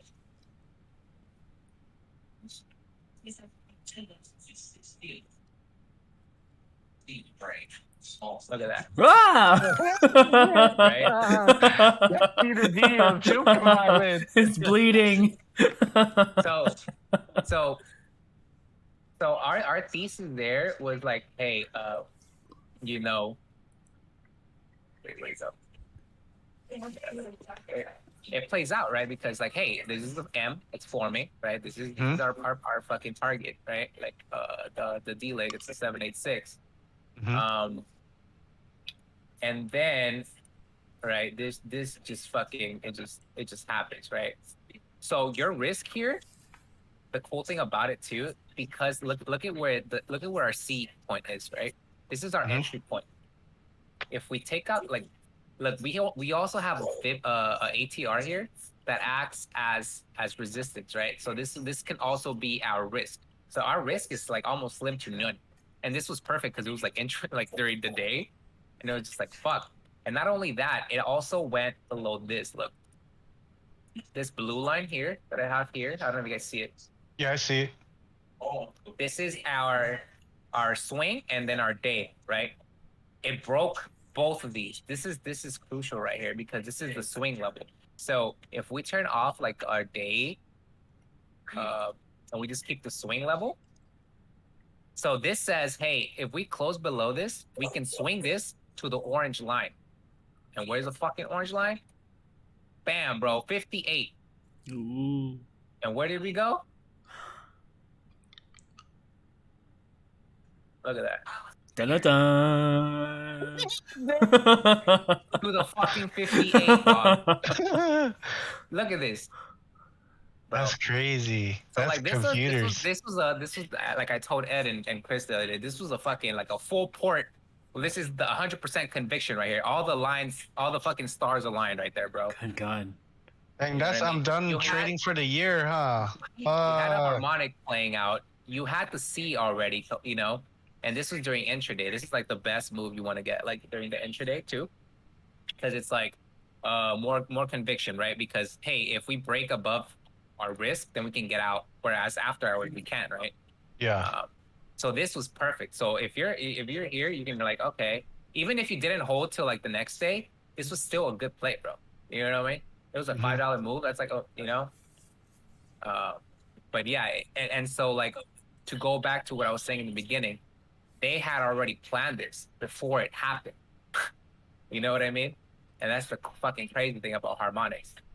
Like so you were able to basically like map out this play because you got the C intraday because it was like in the middle of exactly. It was a Thursday, right? You put your X A B C, and then how did you establish like you said a difference between a swing play and a day play? I'm not familiar with the ATR. Okay, so ATRs, right? There's two settings.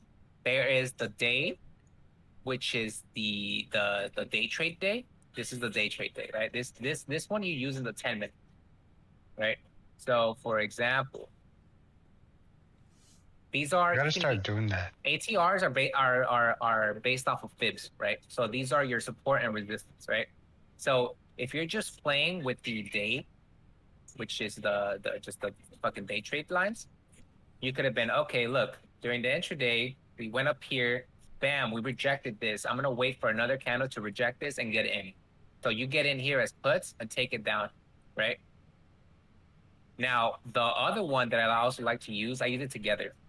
You're holding because I saw like we had, you had some 3 solid red candles, but then that reversal almost to the penny, pretty right back to the close of those previous candles. How do you know to hold at that point? Yeah. Okay, so what you can do, right? There's a couple ways you can do. So if you entered here, you like having to take this down here. You should have taken profit already, right? You should have taken profit at this point. Let me turn off. Let's use. I mean, once I'm in the trade, I have the 3-minute open. Sometimes the 1, to be honest. So like with two clear reversal candles on the 3 minute, like I'm already scaling, getting out. So yeah, so this is the top right here. So if you're still holding like here, even if I get why someone would hold here, right? Because hey, we broke this ATR, so that means that the chances of us going to this red ATR are very likely, right? So I understand why someone would hold, but like you would have taken profits here and then gone back to cash, right? And then reloaded. But to answer like Knives' question, right? How do I know like when to hold, right? This it tells me, hey, this pattern is valid. So why am I gonna sell when this is my thesis, right? So this is my conviction. This is why I would hold, right? Because this is the move you want to get, and that's why I said C to D. when you have like a harmonic and you're playing the C to D, it's always good to buy time on it, because of shit like that, so you don't get scared or you're like fuck, now I'm red again, But Yeah, your so it's thesis not is just still right.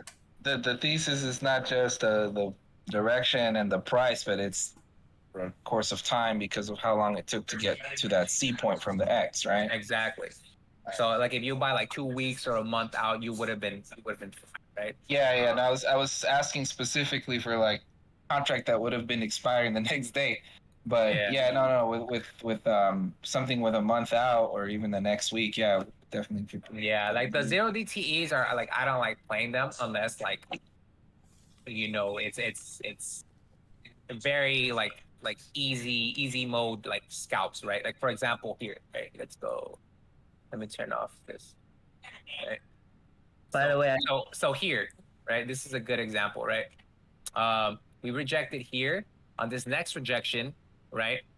The chances of us going down are like almost like fucking 8 out of 10, right? So the risk here is minimal. So you could buy a zero DTE here and bam, you would have made over like probably like over 100% on this one. Like you know what I mean? So on shit like that, when it's like perfect entries, that's when you would probably do like a zero DTE, right, or something like that. But other than that, like I don't like doing zero DTEs, because it's just especially like right now in this market, it's very choppy. You know what I mean? Yeah, definitely. Theta is the biggest enemy. But yeah, you see how oh yeah, and then the other lines, these other ATR, these are my swing ATRs. What this tells me is that a close above this, I buy calls, right? Buy calls and use this as risk. If we close below this, I'll buy puts. And this tells me that we can go to the next ATR, and then also this is the final ATR right here. That's sick. So this move was already set before it even happened. You had that's what I'm saying. Like this one was like one of those perfect stars alignment play, because you had the harmonic, you had the fibs, you had the ATR, and I think you also had the fucking SMAs. Let's see, it was the 30-minute. That's crazy. Yeah, it's see? all built out over a course look of at a it week. rejected the 200, bro. You see what I'm saying? Like this is like one of those fucking full court plays, bro.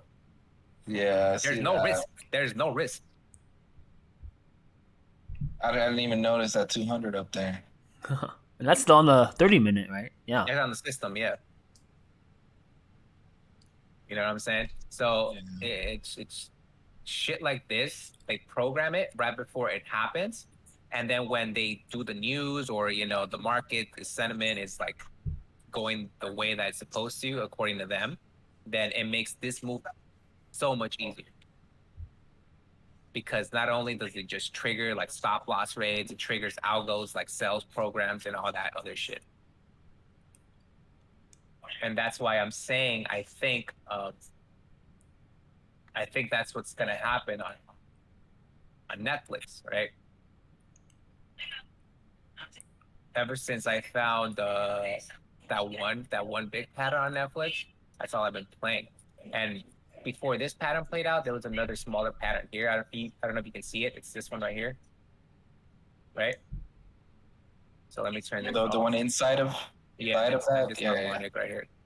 Like Adobe, right? That's a W. So, yeah. Yep. I'm talking about I this see. one right here. So that's right here, right? I'm just drawing real quick so you guys can see, right? So this is another M. This is the other M I played, and this broke the trend line and broke my neckline, and then here's the 38 retracement, right? It retraced, right? Because it completed this pattern. And then, but we still have this big pattern, which is still in play. And because we broke this trend line on fucking Friday, I think that's what it's gonna happen. Now, when it's gonna happen, I don't know. That's why it's always good to just scale in and buy time. You know what I mean? It moves like this. Because when it happens, it's gonna be violent. So I turned on ATR swings on Apple and SPX. Uh-huh.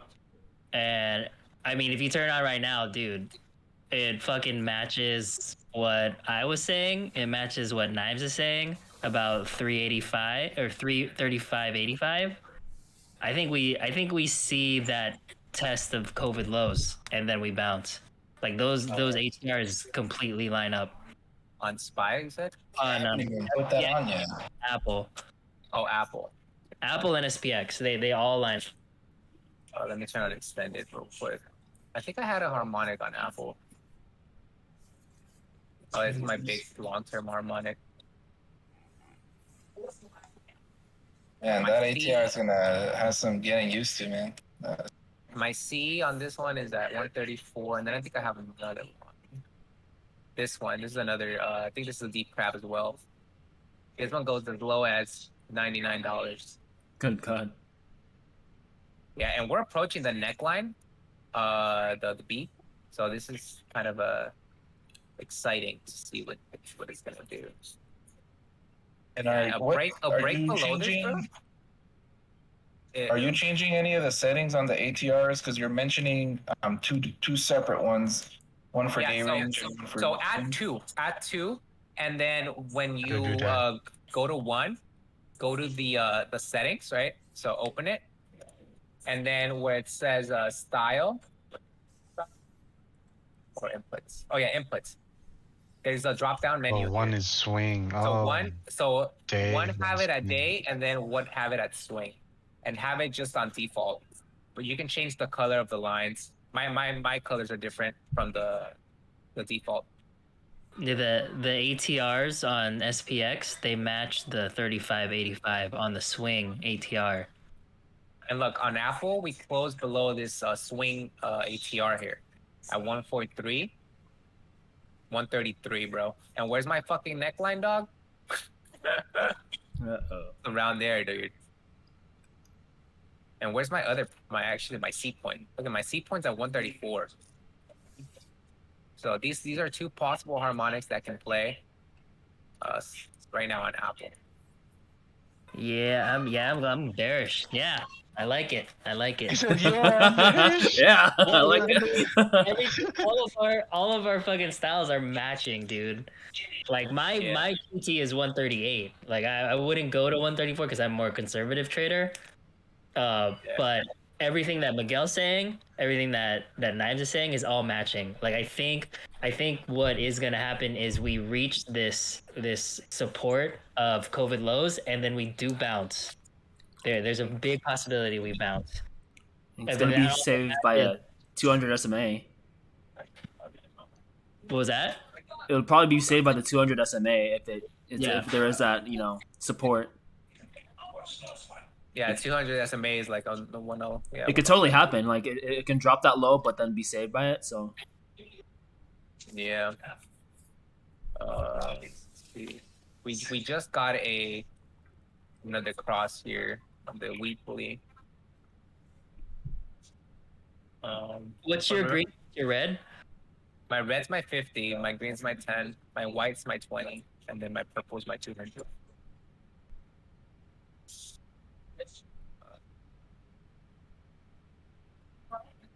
Yeah, but right now we gotta just still keep playing the charts because we are gonna get bounces, and we do have gaps to fill.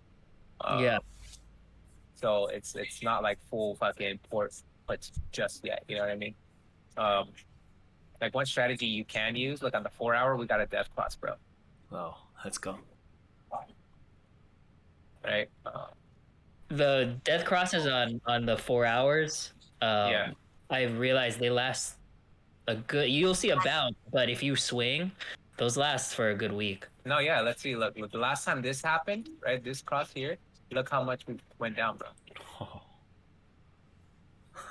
It's always good to look at like historical like process and see how the move, right? Like for example, here we got a cross. We were at 164. It took us down all the way to 149. That's a good swing. Another this one was a big one right here, but it's also a harmonic too that played out. Look at that W. I see a big Yeah. W on your Right screen. here. Yeah. Hey, so seasonality is like a good thing too, Miguel, when you're making your harmonics, is what you're saying? What? Like, look, you just said like you're looking at like it's good to look at like the past moves. So like, Yeah. That way yeah. you can see like what happened when, okay, like for example, you see this, right? Hey, like what happened the last time we got a death cross, right? So we go. The most recent time was here, and look at this move, right? Okay, Yep. let's see what it did here. Okay, so you can infer that hey, every time there's a death cross, there is a potential swing we can take on the downside, right? So then let's go. Before this one, There's another one in the June there. there's another one right here. Look, Dang. Yeah, Yep. another those one are right here. days, man. Those are like 3-day swings. You can take those. Yeah. I think Miguel and I are still in a Starbucks death cross play. Yeah, that's why I'm still in Starbucks. Yeah, me too.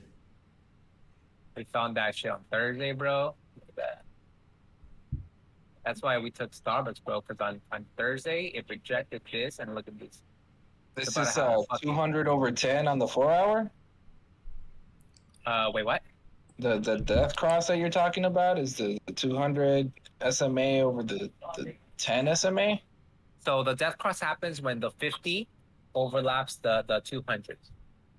Oh, the 50 over the 200. Yeah. So if it crosses to the upside, that's a golden cross. If it crosses to the low, to the downside, that's a death cross. Chris, make sure you add that. I don't think you had that SMA. Well, yeah, I gotta do that, right? Yeah. 50 and the 200. Okay. Well, 200 you already have. You need a 50. So look 50, at Starbucks, okay. bro. Right? We had, there's a cross Thank gonna you. happen. No problem. Like for sure it's gonna happen. Right? Why are you zooming in when you like make that square and you like?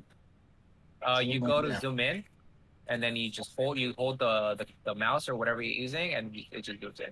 Oh, there's no like. I thought you were doing like a keyboard hotkey or You something. can, but I just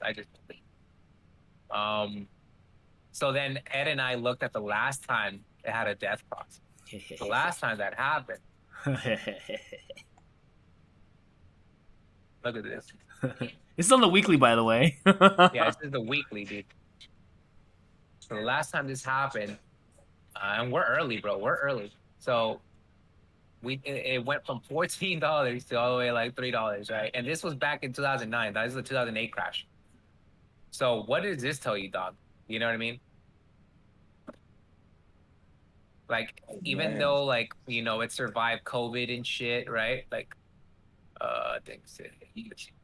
We had that COVID drop here. This is where it happened, but we didn't have a death cross, right? There was no death cross here on the COVID drop, but we did have a death cross, the 2008 crash, and this was a big move. So because it was happening again, we took out monthly puts. We did it before their earnings. I have a call credit spread on that one. So and you have it's just puts, right? So yeah. So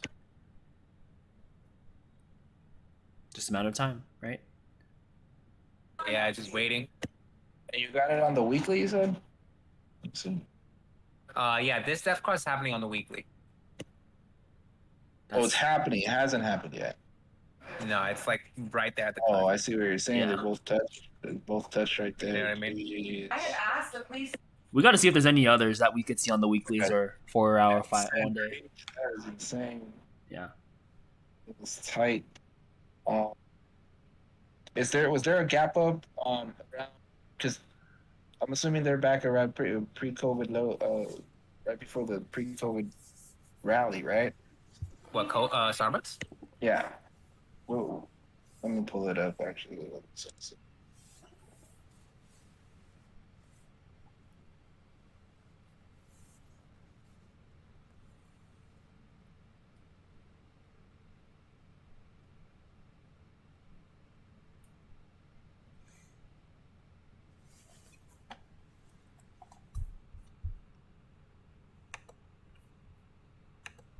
Yeah, COVID's low was 50.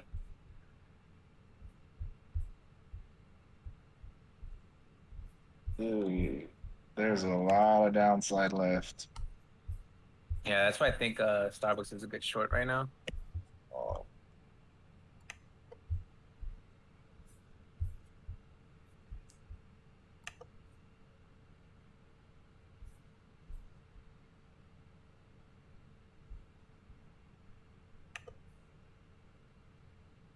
You can also play level by level as well.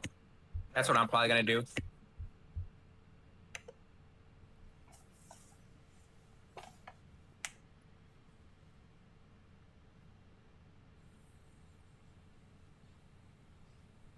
because roughly I'm seeing like that 6850. See, the full bodies 6850, 6925 range. Maybe even Big money 70. No. I'm looking at the chart and I'm just seeing like how many times going all the way back to like April of 2020, it's kind of used that price point as support. Got it. Okay, so like a solid demand zone, possibly. Yeah. We'll go look at the flow in a bit, but dude, that looks like an amazing leap. I've added a new chart for Starbucks just to watch it. I'm gonna wait till the cross happens on the 4 hour. Yeah, you can even play this short term too, because look on the hourly, we close below the 38. 38 always strong zone for reversal. So if we can't break this, we're gonna go down. We're below the 200 on the hourly, or below the 50. We're below all SMAs right now on the system, right? Damn. Man, these contracts are super cheap. Yeah, that's even exactly. The 86 put, even with a 71% gain over Thursday's price, it was still pretty cheap. Yep. For this week, anyway.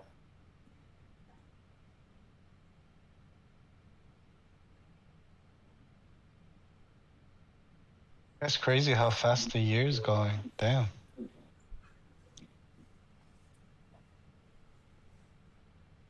This is futures right now. What we got? Is it moving right now? Yeah. Yeah, it's gonna keep moving until. Yeah, we just rejected the 11. Mm-hmm. So here's my question on futures. So if it's like already showing us these moves, will it have an effect on our moves tomorrow when market opens for us, or like how should like I just want to know how we should play futures because I mean I look at it, I look at Problem Sniper and says, oh, futures is looking good or futures is looking bad. Like what should we do? Like just based on futures information. Yeah. So the futures is basically like tells you like how the market is like if it's weak or strong, right? So for example, right now we're rejecting this, right? So it's looking weak. So chances are we might open red, you know? But of course, like I said, like futures is easily like heavy manipulated, so don't take it too hard. I mean, last week it's totally wrong side. If you just looked like if you just looked really bad, and next day the market just ripped.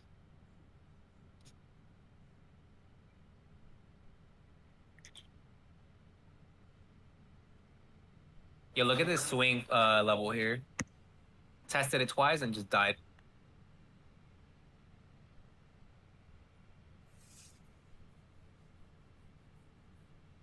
Oh wow. And that's at open. I'm not sure how the time works for for futures. I think open Yeah, it is was open. Yeah. yeah. Futures is 4 p.m. our time. Yeah, this was market open though. But chances are, remember, if we close below this blue, chances are we are gonna go down here, just 3-5-1-4. Let's go. Wasn't that one of your thesis knives? Three Yeah. 5-1-4 was your level or something? Yeah. 3,500. Yeah. So, it's all puzzle pieces, bro, and you just gotta like make them, make them fit and make the best thesis that we can from that.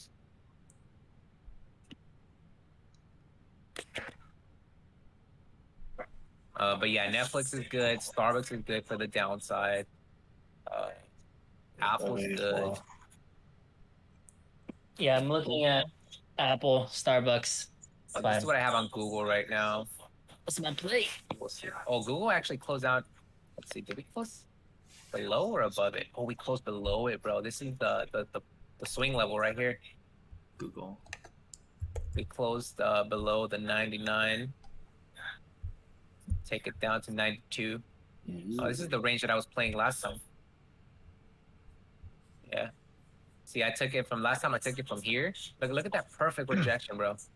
Jesus Christ, I love that shit. Look at how clean that is, dog. On the wick. I love it. Yeah, I took it from here, and then I think I took it here. I got out here. You got out where? Here at this level, and then I reloaded here, and I think I got here. On the second time it touched? No. As soon as it touched here, I got out. Because this is a reversal area. This can act as support, right? Oh, okay. So it's always good. Yeah, and so I reloaded here, and then I think I also had a harmonic at the time pointing to the downside. Remember, Ed? Mm-hmm. Oh, here's the M right here. Look. Yeah. It was a crab setup, and I think my PT was 92. Have it anymore. Check it out. So Google might be actually a good downside play too. Hey, someone jot that down, bro. I will. That's what I was gonna do. Actually, I haven't put. Want me to recollect what we have played so far? We have. Yeah. Should I put potential swings for the week, or what should I title this? just put bearish, and then just put the tickers. Gotcha. So you can put like Starbucks and what's the other one? Netflix. Netflix, right? And then Okay. Google. Yeah, the thing about Google though, it fucking moves like a turtle, bro. Yeah, it really does. I own shares, and it's just like, come on, do Like something. it's so annoying. So you gotta buy time on this bitch. What else Is is the there? contract Xbox. expensive on that, or? Nah, they're pretty cheap, Yeah. Okay. but it's just like you gotta have patience for this. Like that's why I don't really like playing it, because it's like I have money parked here, and it's just like not doing. I mean, it's doing what I want, but it's taking way too long. You know what I mean? Google's earnings is on the 25th, so that's in the week we leave. That's in 2 weeks from Tuesday. Yeah. This is a potential one that I do have. Okay, so we can play Google. All right, fuck yeah. Let's see what else. Oh, you said Google was a bearish play, right? Yeah. As long as we stay below the ATR swing level. I'll mention that. Stay below. Yeah, because if we go above ATR. it, then that's call, right? That's a call level. All right, If I we go mentioned below that. it. And the cool thing, look, I didn't even notice this. I just turned on my fibs. We closed below 23, and the 23 is a very strong fib. That's the trend one, right? This is the reversal. This is like a wall right here. The 23 is continuation, right? Oh, continuation, So okay. if we retest this, and like it retested it here, and we reject it, then continuation downside continues. Gotcha. Yeah. And these are like the 11s are not as strong as the 23 or the 38. So I could see this move happening. Was it Amazon now?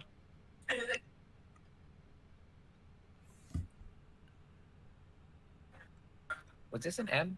I don't remember. Amazon. Could be. Good retrace. We did close below what keeps it though. Yeah, so we can take Amazon. As long as it doesn't break 114, Amazon's super bearish. So Amazon bearish below we can get, like, 114. Yeah, we can take like I'll mention that.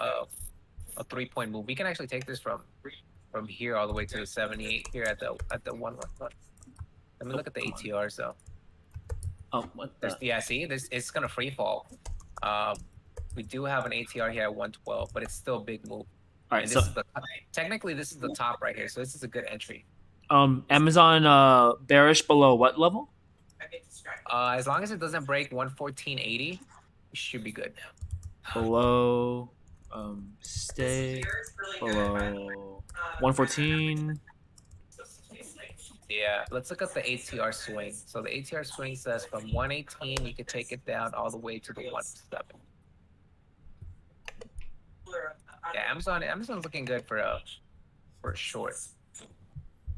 But I want to see first if this was a pattern completion. Because if it was, then it's gonna retrace. You can kind of see the end there right now. Yeah, but I have to validate it. If it's not, then no. Yeah. Let me see. So this could fit a bat. I think this was a bat. So the bat says we complete at the 886. 886 is right here. And this is where one of our fucking ATRs was, right? 114. Yeah, look at this shit. Oh. Yo, what the fuck? You know what I'm saying? Like, this is crazy. Magic, dog. Damn. Calls. That means calls, bro. Calls? What do you mean? No, when it hits the D, right? We're gonna get the retrace. Oh yeah. You can take calls and then just re-add here for the retest. Because at this point, I think the 38 retracement will be up here, right? So let's actually measure that. D ends here. 38 is at 116. Okay. So yeah, right now it's a good play to the downside. We still have room to go, so that's even more conviction. Yeah. Amazon's post split 52-week low is like 101. Actually draw a line here. I remember when I was adding on 101. Damn, that was good.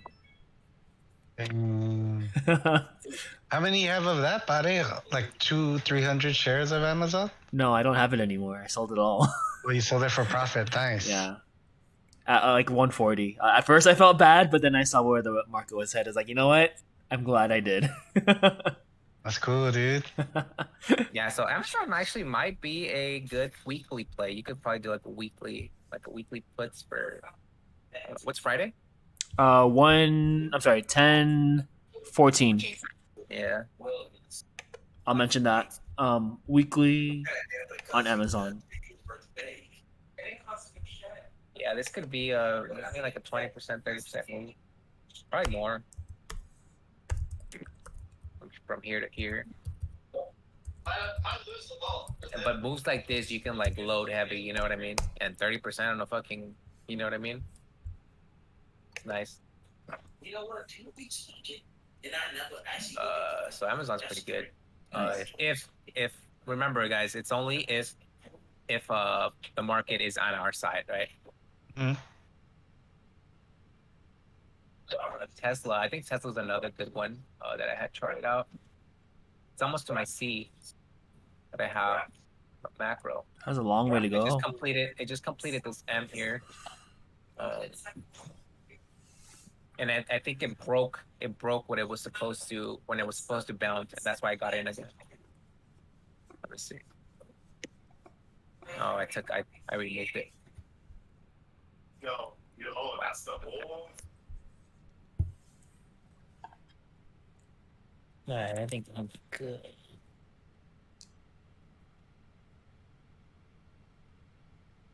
Alright, broskies. I'm gonna bounce. But I got Spy, Apple, and Amazon. That's what I'm watching.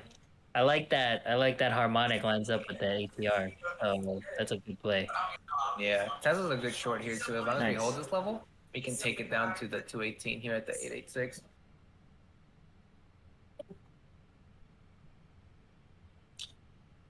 That 200 put that I took a couple weeks ago, it went 12x as of Friday, close of Friday. No way. I got it at 39. I sold it around the 80s, and on Friday it was like over 500. Oh my god. Should have kept a runner or two. Yeah, bro. Look at this shit. But what is that A line? That A point? What's that? June lows? Looks like it. Was Okay. May. Yeah, May 22nd. Let's see.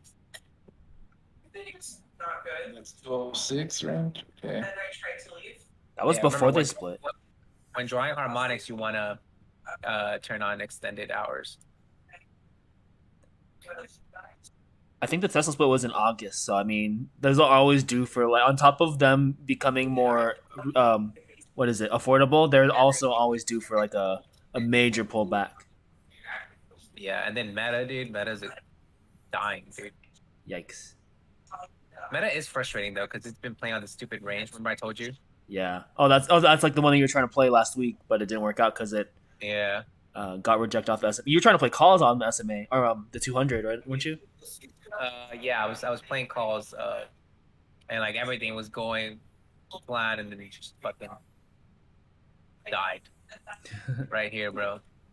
That was also my fault. That was being stubborn. Because like once I saw this, I was like, all right, I'm gonna add down because I had a harmonic too. It was a W harmonic. I think I drew it from like up here somewhere. It was like here, here, here, and then here. This was my C point, and my D was like up here. And then once it broke this, I averaged down here on the knife, and then it knifed again. I was like, fuck.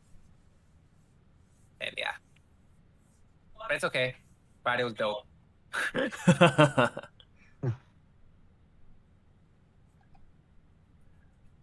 Microsoft. 4 hour. What we got on Microsoft? It's what you said that was incorrect. Hourly. Go man. It's Amazon good bounce here. We're approaching the 78, and we're approaching a double bottom. So if it does lose this though, oh man, look at this. That's a little over $15 move there. Holy. Want me to add this So one? Yeah, Microsoft good to watch. It's worth watching under. I'm actually gonna set an alert here. Okay. Mark is asking the price target for Amazon. He needs to write that down. Okay, hold on. I'll add Microsoft to a list. MSFT, right? Yeah, constantly down. Yeah, I'll just get an alert once I get this button across. What? 230 what? Like 232 is, yeah, 231. 231.78. If it breaks that and bases under it, there's a good short. Wait, what level's on a Microsoft again? So I can type that in. Wait, what? What's the level? You're 231. 231.78. Okay, that's like that's the support, and if it breaks it, Yeah, can I 231. move this actually? like Here we go. messaging Right there. two. Yeah. However, if Ooh. if this does hold, this is a reversal area too. So if it It's like a pivot bases, level. if it bases, we could take calls to 237 at least. I'm trying out the ATRs actually. Hold on, I want to see something. I'm noting like where we're brushing right past like the upside targets or the upside levels because we're all have like a bearish bias, but I don't want to miss the chance if we see that short-term reversal, Yeah. even if it's just like a pump going into FOMC. I feel like So even though we're looking at the bearish side, right? It's still like by process of elimination, we could incur that. Hey, if we hold this, then right, we take calls, right? Because this is a key level, right? You know what I'm saying? Yeah. So even though we're not acknowledging, oh, you know, maybe it's bullish, but like, even though we're saying, hey, like, we're bearish, but if this holds, then we do the opposite, right? We buy calls. It's always like a kind of like coding, right? It's like a if then statement, right? Yeah. You do if we break this level, we take puts, right? If not, then we take calls. It's just that. And look, we closed under the swing level. Swing level says we go down to 225.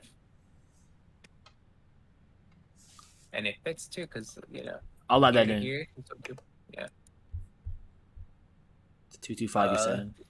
Yeah, AMD, I think we did close. So tomorrow, if we retest this line, this ATR here at 5808, and we reject, we can take this bitch down even more, all the way to 51. So if it breaks 58, it could go all the way down to 51. It already broke 58. This is already, it closed below this line. Oh my goodness. And it rejected it twice. Look, here and here. Okay. So this tells me that, hey, the chances of us going down here are very high. Gotcha. But again, it's you know, if this holds, right? Because this is also a call level, right? It acts as support. So if we do go above it, then we can take calls to like the 62, and then play it by ear after that. You know what I mean? Yeah. I like this. Let's look at Nvidia. Nvidia, I think this is, oh shit, this was the low, the most recent low of the 22nd of September. We break that, we go down to 112. That's an $8 move. Oh my goodness. And look, it's approaching the level from the swing, right? So if it breaks that. So look, right? We close below this the swing level here.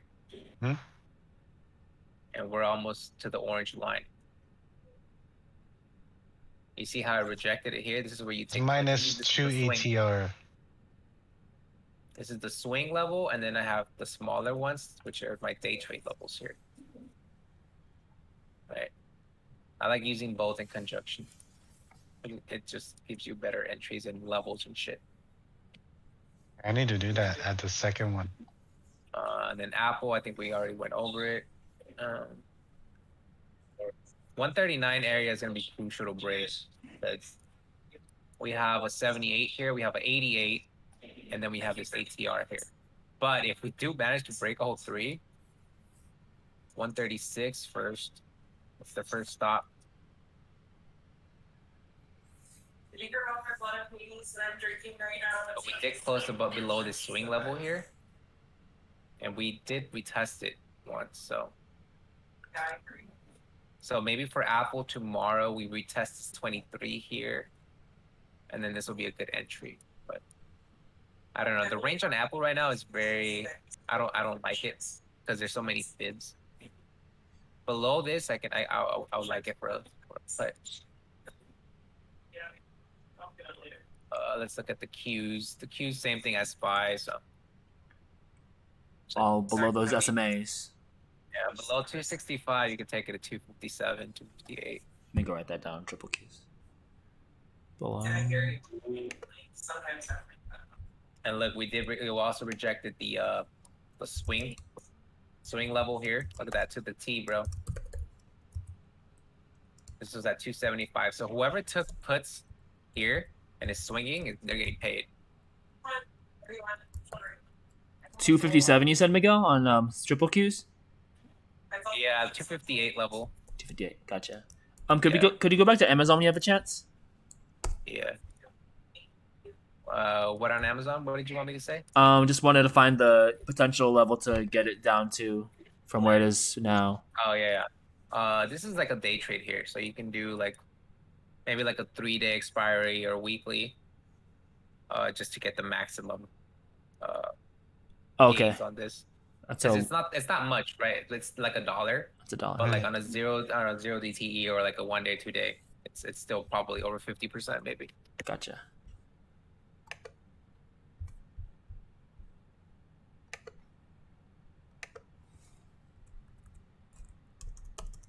Oh, there you go, Mark. Yeah, 150. and then so we could take it from here to this level, and then go back to cash. If it breaks this level, then we just reload and we take it to like the 111. You know what I mean?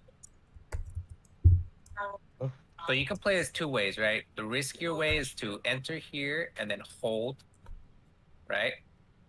But you'll get the full move, right? Yeah, you'll Or get you can break you can break it down and still get the full move and plus more because on short-term expiry dates, right? But of course you have to time it, right? You have to get the right entry at the right time. So it's up to what kind of trader you are. If you like being safe and getting,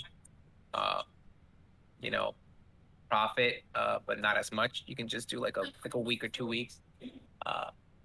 If you can watch this all day and then assess the choppiness and shit, then this can play here. SPY is the same thing as SPX. Yeah, SPX. Switch Discord to my phone. Be right back. Okay. Yeah. So right now, I don't know, the ETFs right now. I wouldn't want to play them because they're very. It seems like it's going to be very choppy. So I think the best ones. That's why I like charting individual tickers too, because that's where you'll get the most out of this trend, right? So for example, on Friday, you know how SPY was very choppy, but like Netflix and Tesla were just fucking dying. Yes. You know what I mean? That's why I like charting other tickers, because like if you just chart one ticker and it's doing what you want it, right? But it's just choppy, like you're missing the move, right? With the tickers. Right? So for example, like SPX here on Friday, this was the move, right? If you saw it chopping here, this is where you would get in right here, right? So you want a candle close below this line, and then a retest of it, right? So this one closed below it, this one closed under it, and we retested the 61 here, right? And then this one rejected all three, right? So you could have taken this from here to here.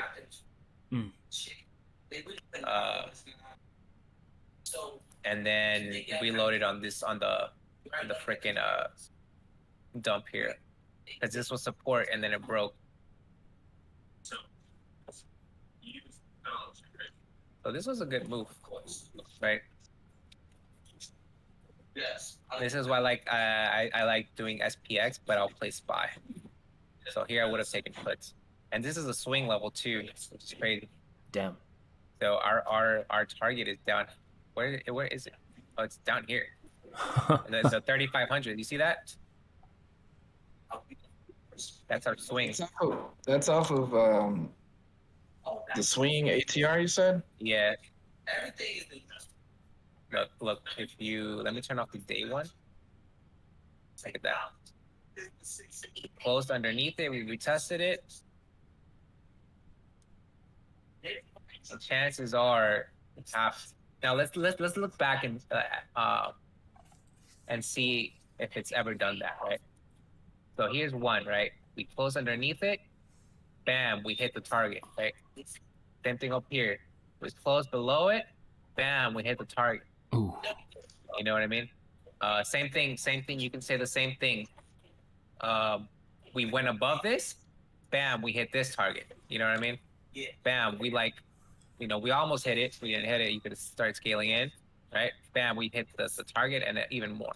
You know what I mean? Same thing here. We close below it. That's 2 ATRs there. You know what I mean?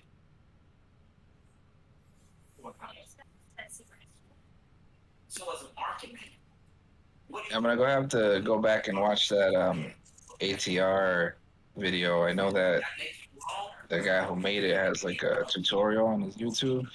It's still not really clicking for me. Okay. Here, let me just break it down for you, right? It's pretty easy. So let me turn off the swing, right? This is my day. So when you have the ATR on, right here, it shows you the day, what trading type. I like using the day and then the swing together, right? So I'll set one up for day. This is my daily levels, my intraday levels, right? And then I set up another one with the swing, which gives me these levels, right? Like the bigger picture levels, right? I'm making the same chart right now, so adding them. Mine's are different colors, by the way. I just changed them, right? So you can do the same thing. Just make sure you change only the lower trigger and the upper trigger. The other ones you can just keep them white and gray. Are the defaults the same colors? No, default I think it's different colors. I think it's yellow and something. I'm saying for the default for the swings is the same color as default for the day, so I wouldn't be able to tell them apart. Oh no, I have them different, right? So for my day levels, I have green and red. And for my my swing levels, I have light blue, which is like my call trigger, and then I have my put trigger, which is the orange line. Mm-hmm. All right, so and you said lower trigger cloud and upper trigger cloud? Yeah. That basically just tells you that, hey, you see the ATR level info here? What it's saying is that if we base above the green line or whatever color you choose, you buy calls. If we base below whatever color you chose of the lower trigger, then you buy puts. But like what people don't realize is you can use these as support and resistance. So let me go to like a nice like clean ticker, right? I think Netflix has been playing really nice. Yeah, that part I was kind of inferring because we're looking at those as breakout points, right? Yeah, like once yeah. you get to that point, yeah. Don't use those as breakout. You use these as just support and resistance. Just keep it simple, right? So for example, here, right? This is my put trigger line, right? So what this thing says, hey, if we break below this, then you grab puts. But it doesn't tell you that, hey, this you can use this as support and resistance, right? And the fact that it didn't break it, this becomes a risk level, right? So you can take calls. So if you took calls here, look at that. You see what I'm saying? Yeah. You take it all the way to the green level or whatever. What I like doing is just scaling out at levels, right? So if I would have gotten in here, I would have scaled out here. I would have reloaded here on this candle, gotten out here, and then reloaded again on the retest. You see these retests, right? See how clean they are? Yeah. So you don't have to hold. You can play it level by level, right? So bam, like even as a scalper, this is really good for scalping, right? Like as a 0 DTer or like just like one day expiry or 2 day. Bam, take calls. Okay, get out. Wait for the retest of this. Okay, we got a retest. We now use this as our risk. This is our risk. If it dips below this, like minus like 5%, 10%, we get out. And it never did. Okay, then we write it. Bam, we get out of this level. We wait for a reload, right? Bam, we fucking look at this. Not only did we have the ATR here, we had our SMAs acting as support. So now we have a bunch of support here, right? So the thesis of going to calls again is very high. But at the same time, you would have to keep in mind of this 200 SMA. Yeah. But that's besides the point. We fucking take it. Bam, we get out here. Same thing. Rinse and repeat. You see this? It's like ping pong. So everybody got to play here, right? The shorts and the bulls. And then if you know this, then you can play both, right? So at open, if you're a bull, bam, we reject this. Okay. This third candle didn't cross this. Okay, we take puts. Look at this fucking knife, bro. Right? And then we now know that this is support here because it's line. So we take calls. And then you know what I'm saying? It's very simple. Just treat them as support and resistance lines. Treat them as risk. risk lines. And where it says like +1, -1. It's literally telling you that, hey, if we base above this or below this, you can the probability of going to the next ATR is high, right? The +1 it just means positive. The -1 just means negative, right? This is just saying what's one level away from the current price. Exactly. So, for example, like here, pause, right? If we close below it, okay, we can take it -1 ATR. Bam, this is the -1 ATR. You see what I'm saying? So Yeah. each ATR is just like either +1 or -1, depending on the direction you're going. If you're going up, you're plus. If you're going, it's just literally telling you can take it to the next level. But of course, that it's not always the case. So you just gotta be mindful of that. But it's telling you the probability of that happening is very high. Does that make sense? Yeah, it does. And then so if we're looking at on a lower time frame, focusing on the day ATR. I like keep both of them on. That way you have both levels. Because sometimes like let me see if I can find a good example.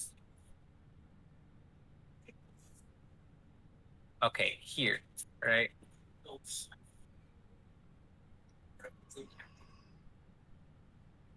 So let me turn off my swing.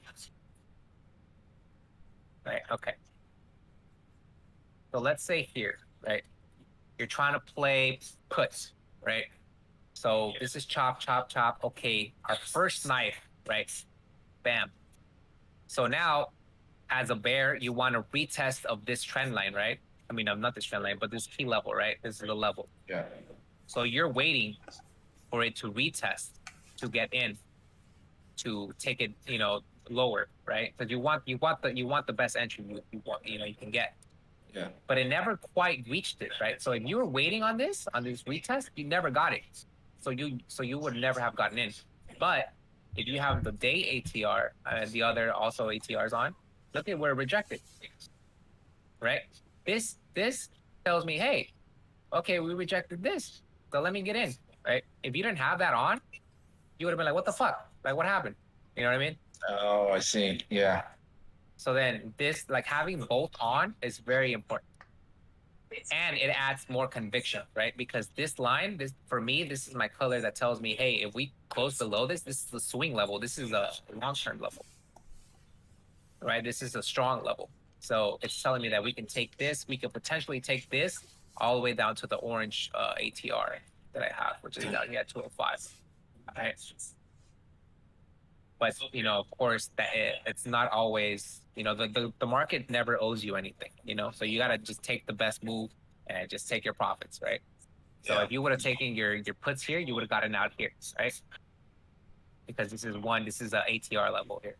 Yeah, just to kind of basically Secure put that money in your pocket, right? Yeah, exactly. You want to make sure it's a winning play, so you got to scale out, reaching that level, because even if it's not a high likelihood, that's the first price point where we can start seeing like algorithms kick in for a reversal and all of that. Exactly. Yeah. And then same thing here, right? Let's say I only have my swing level, right? So like what happened here, right? We turn on our ATR. Look, this is our daily level, and it rejected that. So if you didn't have that, you can just play your day trade level here. And then look at that. Also, like here, right? Before the candle started forming, you can already see a pattern forming, right? This looks like an M, right? Yeah. Right? Look at this. Bam. Okay, so we can say, okay, the probability of this going lower is high, right? Because not only do I have my fucking what is it? My lines here, I also have this harmonic telling me, hey, this could be a potential M. So the probability of it going lower is very high. So you got to use all this shit together. Yeah. And then yeah. Hopefully that answers your ATR questions. I know the guy I get it a lot better didn't now. explain it explain it well. Yeah, buddy. Thanks for showing us like how important it is to have the second ATR, dude. Like, that's super crucial now. I see it. Yeah. Is it I found that out by accident too, because I was like, what the fuck is this? And then like I just started like seeing it and like seeing like how well respected, and I'm like, wait, why don't I just keep both of them on? You know what I mean? Like that's what Yeah, I'll it's do. additional layers. It's like Yeah, exactly. each of these price points are like important levels, are basically like grooves where the flow of the price could possibly move in that direction, and you have to consider it because when we were talking about that scenario, you take puts at right when it rejects that price point. It's like you may not know to start scaling out, or you might sit there too Yeah. long, see the reversal happen, and like not be aware why it even happened. Exactly. All right. Like here's another good example here, right? Let me zoom in a little more. Let's see if I can change the time to 10. Just see it.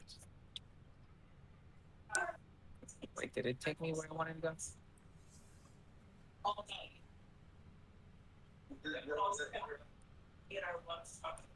Fuck, I lost where I was looking at. Okay, here, yeah. This is the one I wanted. Okay.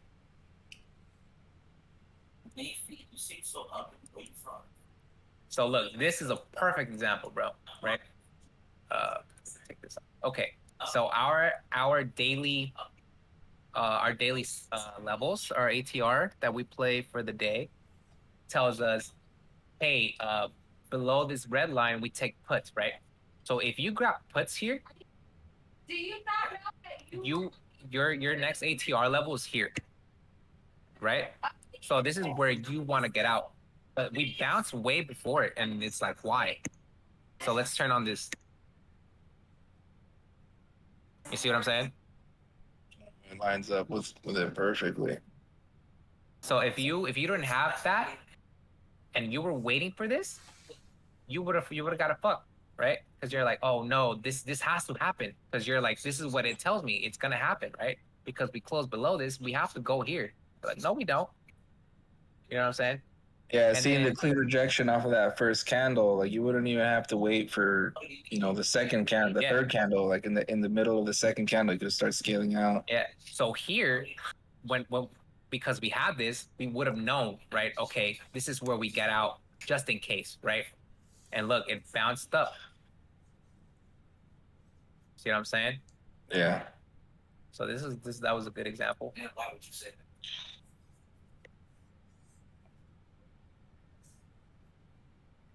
Yeah, ATRs by itself are actually super strong. I use those when like I haven't charted a ticker out and I'm just trying to play it like just by the ear. Then just turn those on and you don't have to. It's like literally easy mode, bro. It's like simple mode in fighting games. You don't need, right? You can literally just play with just only ATRs. But I like having fibs on because it gives you this extra shit, right? So if, for example, this line here, you're like, okay, why did we, like, what happened here in this candle? What did we reject, right? Well, we turn on my fibs. Look, there's a 50 here, right? Yo, buddy, for fibs, do you fib every time frame or just the bigger time frames? I only the impulses that matter. Okay. Right. So, do I have? Okay, yeah, I do.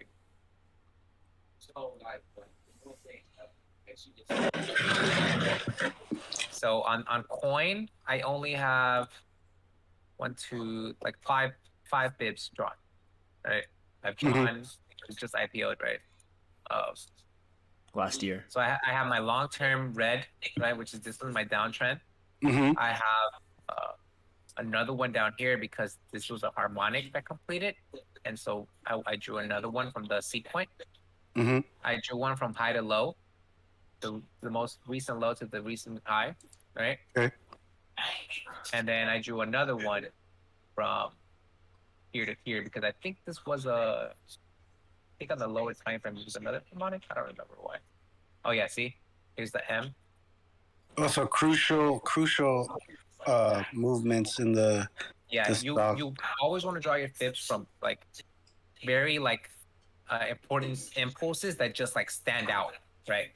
Okay. Like this, right? This stands out for me. So I want to draw this. I want to draw a fib here. And then you're also supposed to draw your fibs from the C leg on patterns. Right. I remember you saying that. This is shit you're not gonna learn anywhere, bro. There's no one Right. teaches this shit. Because they don't want you to know this. Right. Yeah, because like how I've been doing like charting out all my plays is like I'll look at futures, get like the pre-market high and low, and then I'll go to like SPY and SPX, and then compare and be like, all right, like if it's catching up or if it hits those levels, and then like for example, here I can draw another one because this looks like an M, right?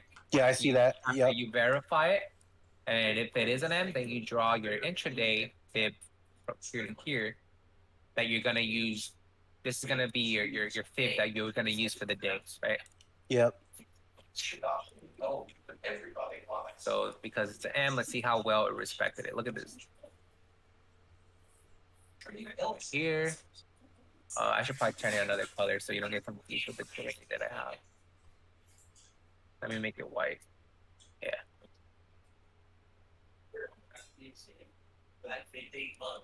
Look at that. Look at the 38. Bam. It respected the 38 more here, this intraday fib, instead of my long-term fib. It respected it too, but because this is much how to say it? It's more recent. It's respecting this one. You know what I mean? Yep. So look at that. 38 rejected it cleanly. Bam. Take it to the 23. We broke it. Try to retest the 11. Didn't work out, but now we based above it. A coin. After hours, we're below it. So that's how you should draw your fibs. Like, Okay. I hate watching the fucking the YouTube and channels that just tell you, oh, just draw from high to low, but it's just like, yeah, you're okay. That's one way. It's like they don't know like how to properly use fibs. Right, because like the way you just showed me now is like that's like the overall macro. Like you're getting all the important moves of all those retracements. These are all important levels. You know what I mean? Yeah. And like, not only does it help you to see like where it can reverse, but the most important thing, it tells you like, hey, this is where you should probably get out. You know what I mean? Yeah. Because that's the biggest issue when it comes to a trader, right? When do I get out? When should I hold? When should I? You know what I mean? You don't know, and knowing that is a big advantage, right? Mm-hmm. Okay, so this looks like a harmonic. This looks like a cipher. It looks like it probably already completed. So this is probably gonna be tested here, maybe. I don't know. I just realized I have another issue on my ATR. So when I open actually, let me try to share my screen again. Okay. Real quick, just to see.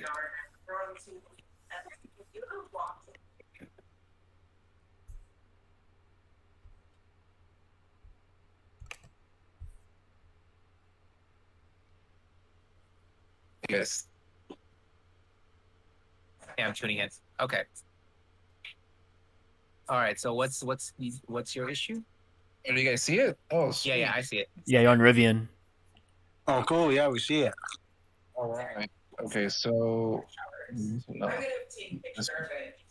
Yeah, that's my. Let me turn this one off. This is the swing ATR, and it's only making that one line. Yeah, because this is swing, so it's higher level. You're on the 5 minute. Go on the 1 minute. I mean, on the like 1 hour or 30 minutes. See, and then make the chart a little like more compressed. So which is your pull? Which is your call trigger, and which is your put trigger color? Wow. You guys, believe me. So the only ones that I changed, So upper cloud trigger, this one, right? upper trigger cloud. I think it was that one. Let me double check here. See, because I have this one on yellow, and there's no yellow lines on the chart. Hold on. Lower trigger cloud. Close cloud. Lower trigger cloud. Yellow. And then you went to the upper. To the upper. Upper trigger cloud Upper, is this one. okay, the blue. So calls and puts. Okay, so exit out. And then compress your chart. Like yeah. More. Huh. Why is your background like super like blue? I think that must be the stream because it says 720 30 FPS. Okay, there we go. No, it's mine. It's Oh, the dark mode, huh? On Trading View. yeah. I'm like, Go Slightly where it says colorblind. hide all drawings, the left side. There's a little eye that's under the lock. Yeah. Okay. And then turn on your. Yo, that's so weird. Why does it show? should I delete it and make a new one? Yeah, delete it and make another one.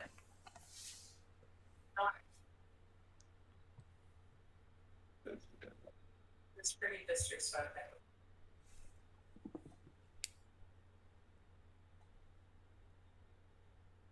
Just make sure you have different colors on both. That way you don't get confused. So for your Yeah, swing, see, you 'cause have it- different color. It erased Then- again. Oh, Like if I put it on day, That's not even like it's there. Then if I put it on swing,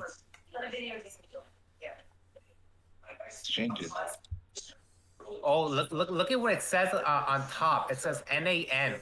What does that mean? Why is that there? Sure.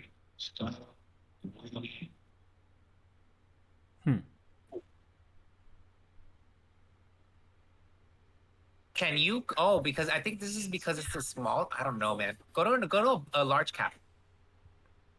Yeah, Rivian Those IPO. five. Yeah, Rivian IPO not too long ago. So There you go. It doesn't have enough data to establish. You know what I'm saying? Got it. Oh. Yeah. Okay. All right. It's like there's not enough since it just IPO. I don't know when was this? November last year. pretty late last year. Yeah. Oh, okay. Yeah. All Okay. right, So that's the issue. Yeah. that makes sense. At least I it's did wanna working. Did you guys cover Rivian when you guys were talking earlier? No, what do you see on it? Yeah. So we got this trend line when it first started its upward trend, like way back in May of last year. Wait, May or earlier this year? That would Excuse be me? of this year. Yeah. Yeah, so it's been respecting this trend line pretty well, right? And then it, we went under it for a little bit, and then it gapped up. Actually, broke this previous resistance,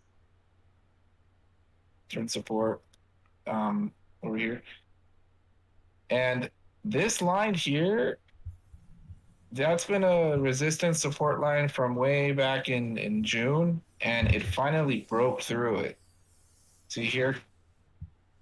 Finally got way below it. And we have this gap up here. This tells me that this has a lot of downside from here to here.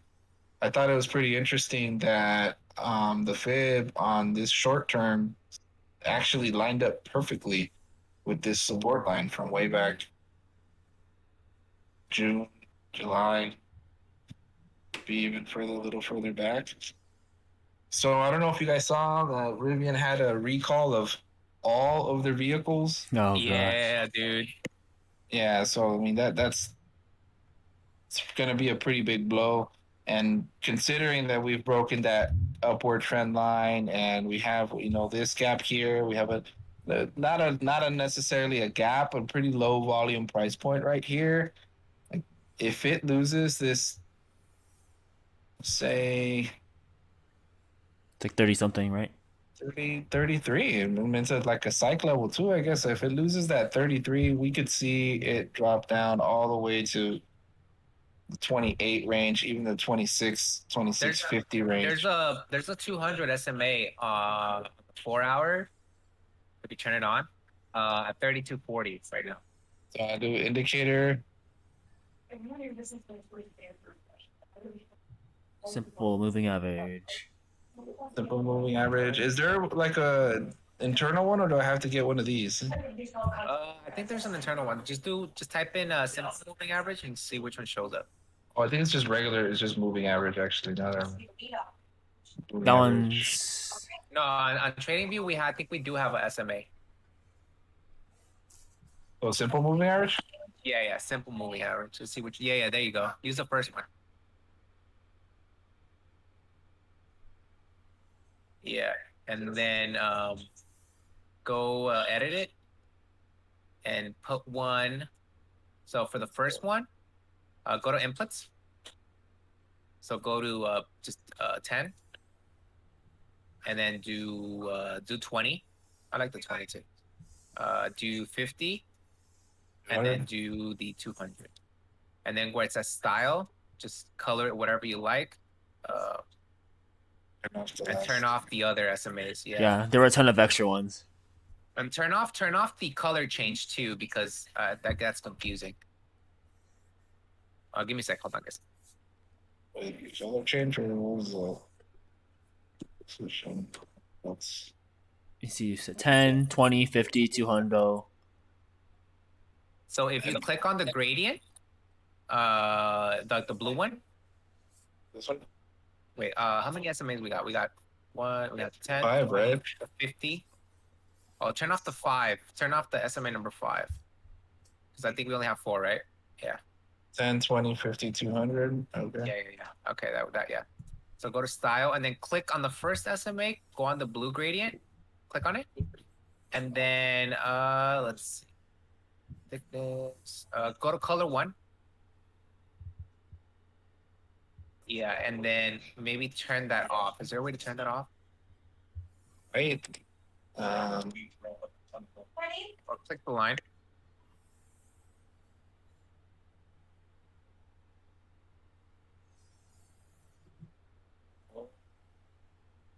Visibility level. So what is this doing? It's changing. When does it change color? So you see how like the SMAs are changing when it's like on a downtrend, and then it changes to like a blue. Oh, yeah. I see it here now.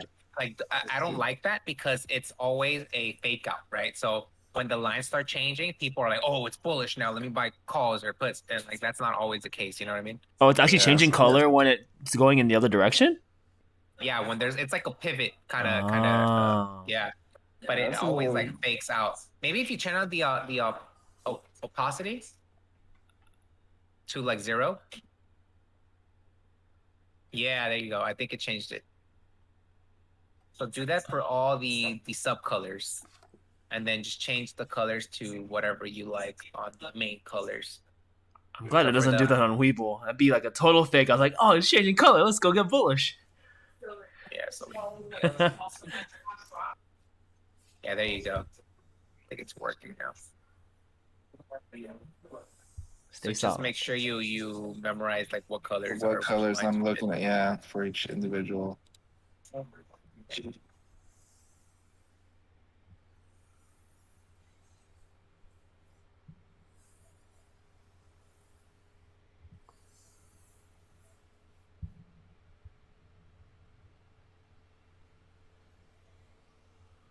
right, so short term, I got 10, 50, what is it? 10, 20, 50, 100, right? 10, 20, 50, hundo. You guys don't use 100, 13, or 100 at all?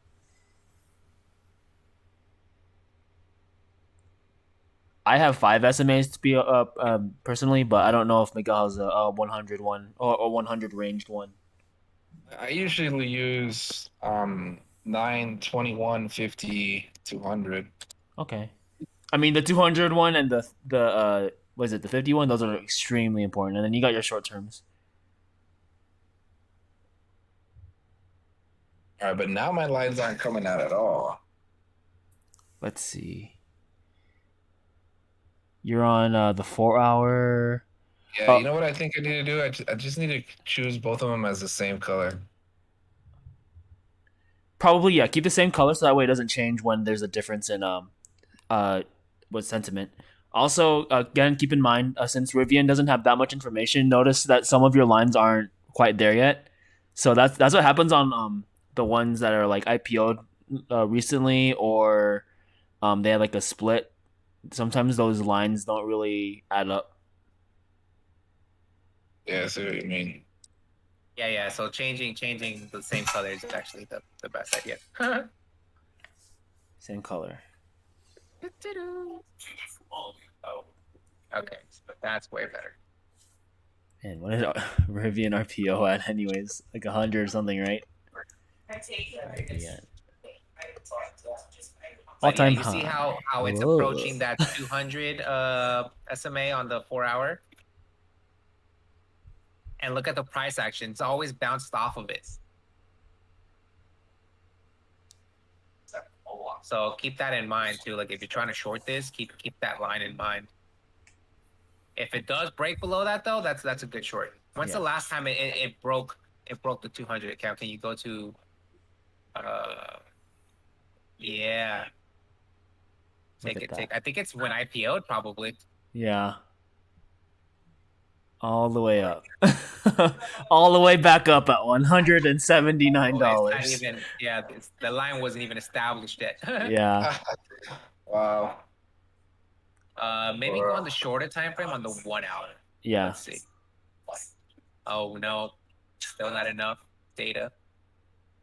Oh no, Yeah. still there. It's there. It's your purple line, right? Yeah, the purple line. Yeah, it would be this top one, right? Yeah, that's 200. Yeah. So we're looking for the first time that the 200 went under the 50. Yeah, it's not gonna be good to analyze this because, like I said, it just There's it not doesn't enough have data. enough data. Yeah.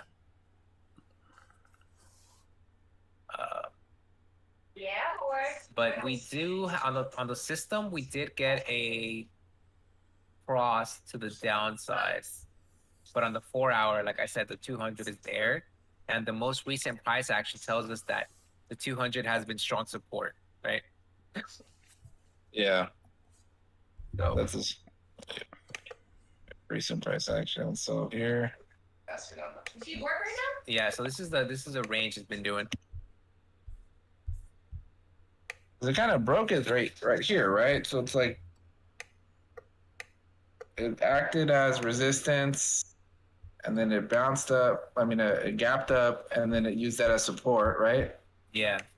And then on this last day, it broke right through it, and we're going right up to that resistance support line. I mean, we haven't seen what it's going to act as this time, but definitely leaning downside. Yeah, but right now it's the reason for that drop because it just completed that harmonic. So if you use your mouse wheel and you like compress it a little bit, you can see the W here. That's a cipher. You see that W? Right here? Yeah, from here. That's the X. That's the cipher right there. And if you draw a fib from that low, the most recent low to the most recent high, draw a fib from there. It should retrace to the 38 minimum, and it broke it actually. See, and it just bounced off the 61 here.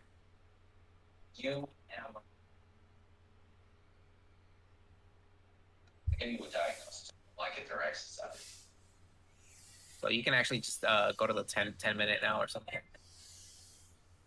Yeah. It'll be easier to read. I think capital my way in there.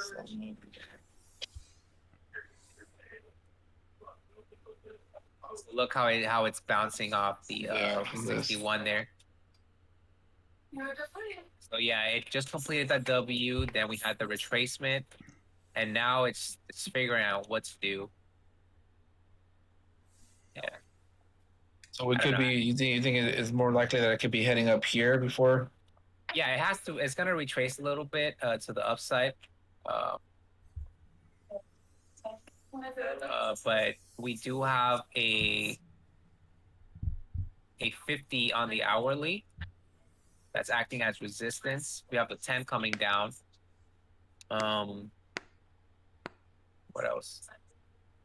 Yeah, I don't know. I feel like this stock is not really worth playing, in my opinion, right now.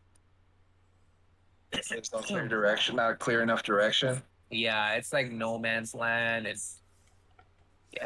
But also I'm biased, right? Because ever since I went to like large caps, I like small caps. I don't like them anymore. So they're so like it's not clean. You know what I mean? It's like when you play a fighting game and like you like seeing the clean shit. It's just, this is right here. It's just like nuttiness right here, bro.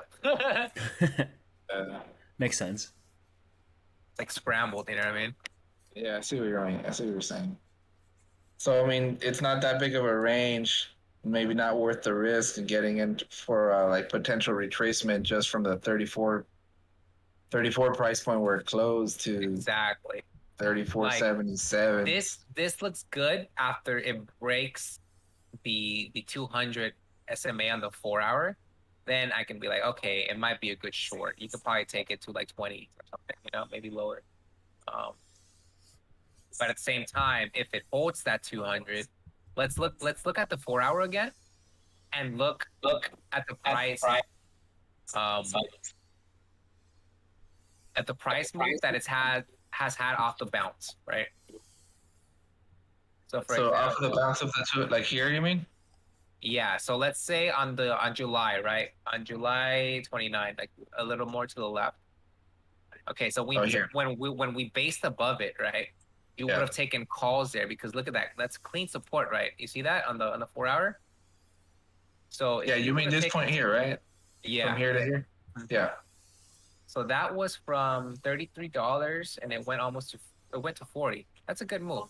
You know what I mean? So yeah.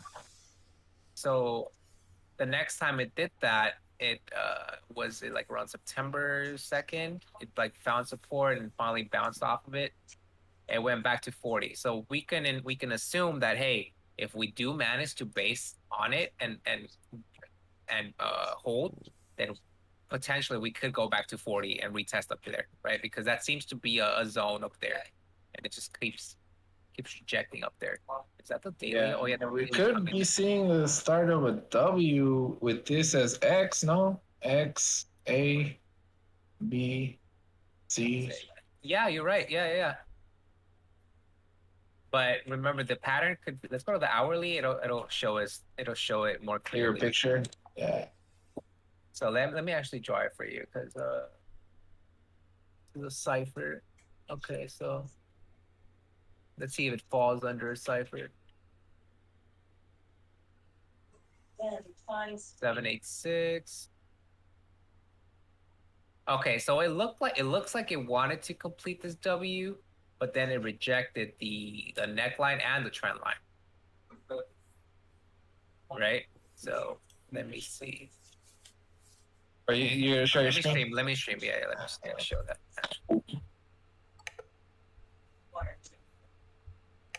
Can you guys see? Yep. Yeah. All right. So this is a cipher.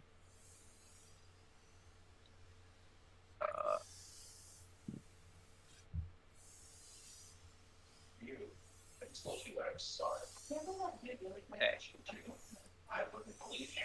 We locked it. So funny. We locked this too? Yeah, we did. Okay, cool. So look, it broke this and it broke this, the neckline, which is important. But then it just died. So I don't think this pattern, I mean, if it bounces off here and it breaks above this neckline, then this could still happen. But I don't think so. Because there's another rule of harmonics. And it says that if the pattern is completing or it's making the pattern, right? And it breaks the neckline and everything.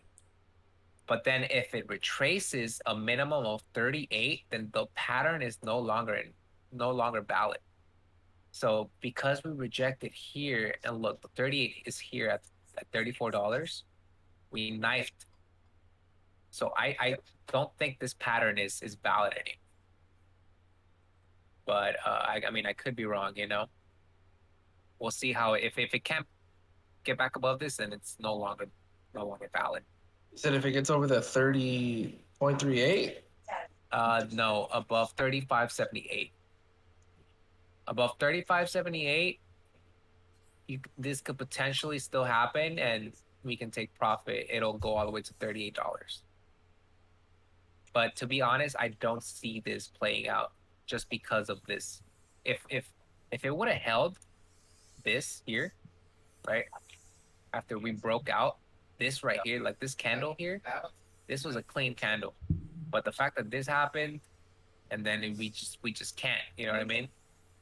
Yeah. And now this one, this knife here, it rejected the neckline, and this is very important. This is the final step for a completion. And on the fourth time it fucking tried to retest it, it just knifed. That tells me, okay, this is not happening. You know what I mean? Yeah. But yeah, this was a pattern. This was a potential pattern. It was a potential pattern, but then it got invalidated when it rejected that neckline. Yeah. And dropped down in that last floor, right? Yeah. That's 5 hours. Mm-hmm. And that's what I mean when I tell you guys that, hey, like, even though harmonics are like really good, the market never owes you anything. Like, it doesn't have to play out. You know what I mean? Yeah. And this is a perfect example. Like, if someone would have YOLO'd calls because of the break, they would have got fucked. Right? Because they had the perfect scenario. It broke the trend line, it broke the neckline. And so typically what this happens, this pattern completes. But like I said, it doesn't owe you anything. Another thing that could have happened is this could have been another pattern instead of a cipher. But I highly doubt it because the C leg's over here. The cipher is the only pattern that says the C leg has to be lower than the A. There's no other pattern that tells you that. So if it's not a cipher, then it's nothing. If it's not a cipher, then it's nothing, you said? Yeah. So our only option here was for it to be a cipher, and it fits everything. But because it rejected here, it was like, nah, never mind. So it's invalid now. Yeah, it's like personally, I think it's invalid at this point. Okay, so it's the upside is invalid, that cipher has been invalidated, but not enough for us to flip to puts either. It's more of just chop. It's gonna chop. Base chop, yeah. Yeah, because if you look at the last few sessions from September, bro, look at this range. It's literally just been here. And then if you look at the longer time frame, let me delete this shit.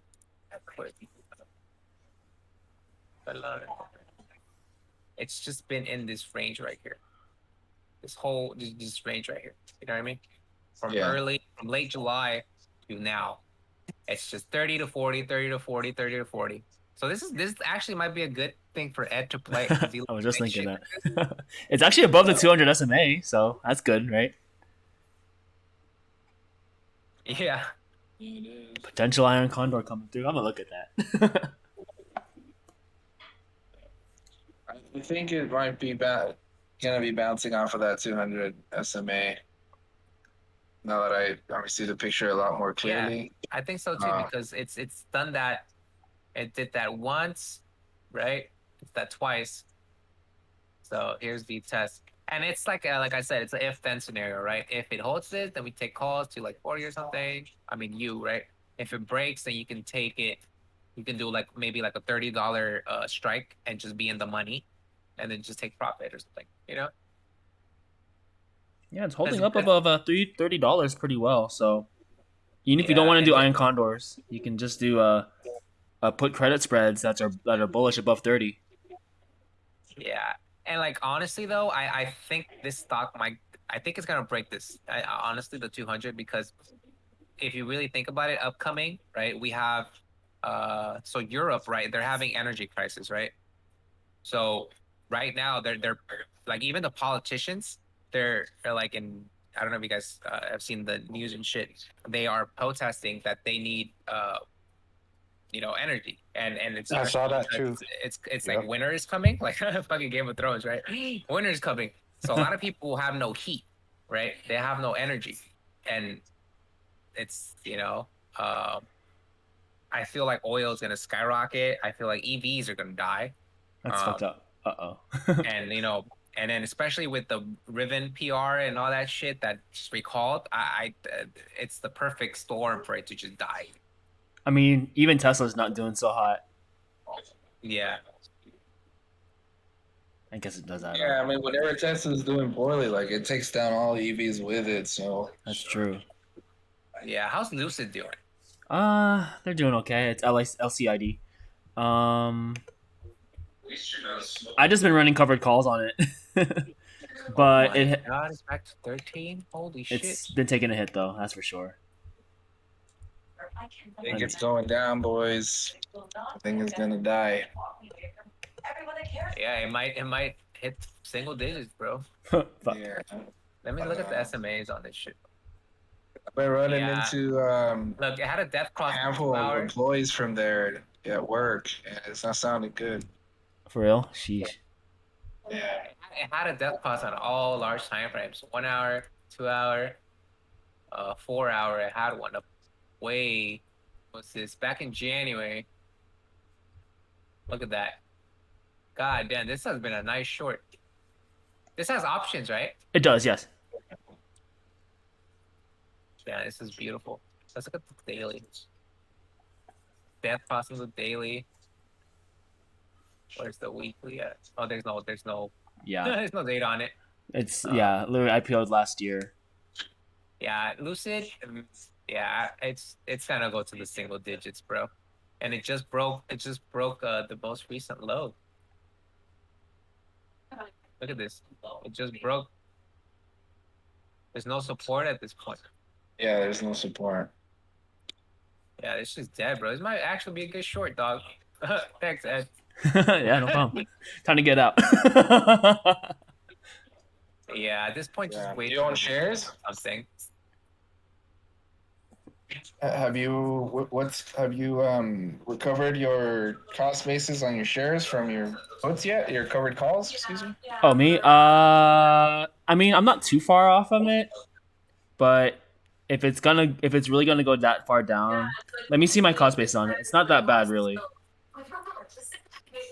Because I've played that with a lot of memes, like the penny memes, man, and Yeah. I've been able to just free roll like a bunch of meme stocks because I sell covered calls. My cost base is super low, and like I eventually end up recovering my entire cost basis from just worthless calls I'm selling. Yeah. No, that works. With Sundial and Muln, MULN.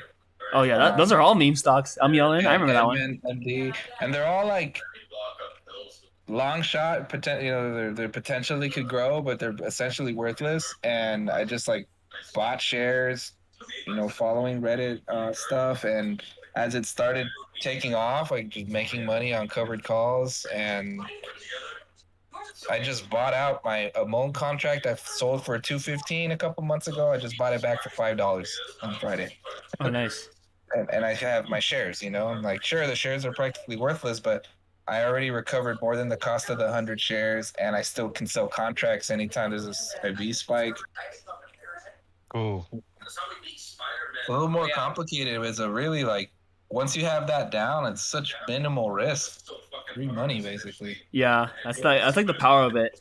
I actually do like Lucid, but I can see how the news can really act against it. Oh, look, Knives, the reason I was telling you for the log, right? So when you have it off, look at my candles, right? It kind of busts through the trend line a little bit. But when you have log on, it's much cleaner. You see what I'm saying? Oh. See what I'm saying? If I have it off, when I have it on, it's just clean. Oh yeah. It lines it up a lot better. Yeah. When I take it off, It's just the dip, right? So it's just something to keep in mind. Yeah. And you said that's longer time frames, right? You put the log on? Yeah. All right. Here, let me show you an SPX. I think I have. Or was it? I don't remember. I think I deleted it. Never mind. Yeah. Oh well.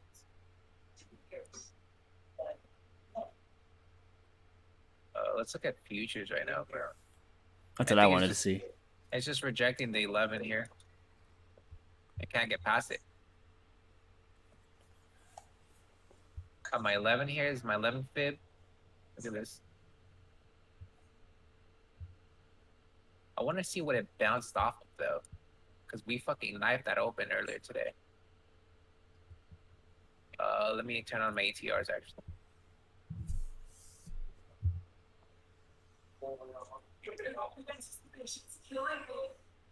Yeah, I don't know what we bounced off of. I want to know, damn it. Oh, the 200. Okay. Always the 200. Yeah, it's coming down. Looks like we want to break there, bro. We're gonna break. That 200 was on the 4 hour? The 200 was on weekly, I think. I'm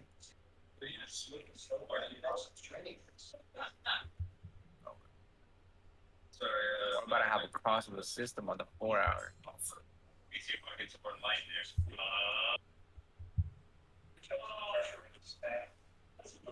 I know.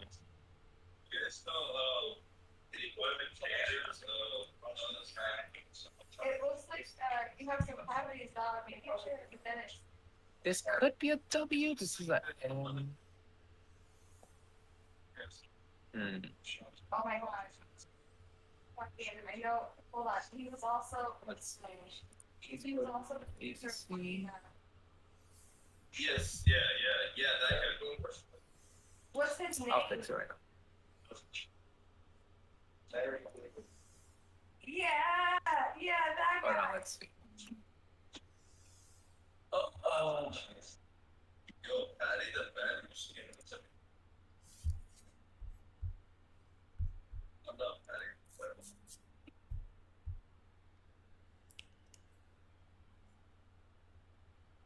Is this higher? Yeah. Do you know who Conor McGregor? Yeah. Okay, so I don't know where the C point is yet. It's a 70. I think it might be a butterfly. I don't like this 407. Is there a smaller one? No, Patty the baddies. No, that's a big ass fucking knife, bro. Jesus. I have to drive here.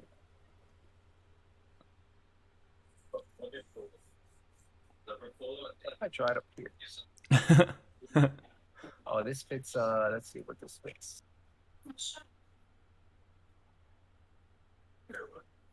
I said, oh shit. It's a Let's speak time. okay. If it's a bat, if it's a bat, it might be a bat. That says X to A from 38 to 50. We have 41 that fits. A to C, 38 to 886. We have 814 fits. So this one has room. It could go lower, like a little bit lower to here.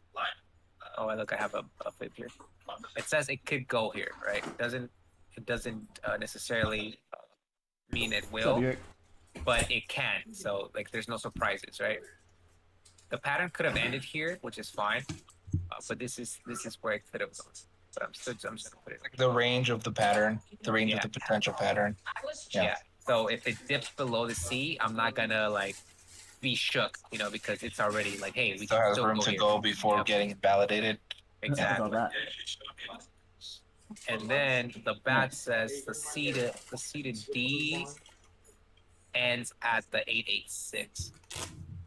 So the 886 is okay. Back to 410.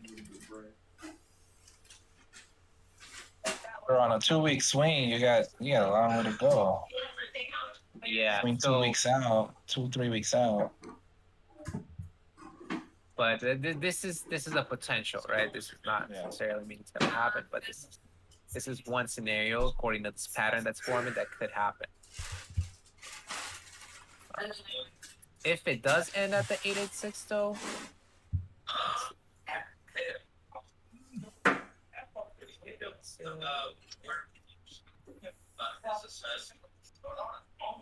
I wish you could just type in the value and just automatically do it for you. You can. Okay, so cool. This doesn't change. Awesome. You can right click it and then go to settings and coordinates. Oh, really? Oh my god. No way. Ooh. Price Whoa. for... Oh, I have to type in the price though. Oh, you mean type in the percentage of the fib? Oh yeah, you're right. Sorry, bro. I'm a little high right now. Nice. Yeah. So this is one that could happen, right? 360 bounce and then just. But the probability of this happening is, I don't know, it's very low, right? Because we're still bearish. Like it's very low, but keeping this in mind, like it would not be surprising if it starts to play out this way because Yeah. There's a lot of data. signs, a lot of data going back 2 weeks that would say this is what's happening. Yep. Let's see. What else can it be? It could also be a crab, but that the crab is I feel like it's a little more far fetched because the D leg, it says the D leg is at the 1618, so the D leg's up here. And I mean, after the fucking drop, they usually get a bull run, so Yeah. it's not out the fucking question. Another thing though, here, let me keep this pattern. Because this is a good pattern. And then let's draw the other potential scenario, okay? So we have this pattern. This is the butterfly. So let me just rename real quick so I know what I have.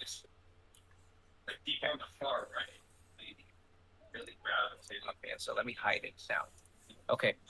So the coordinates that I have also fits a cipher, right?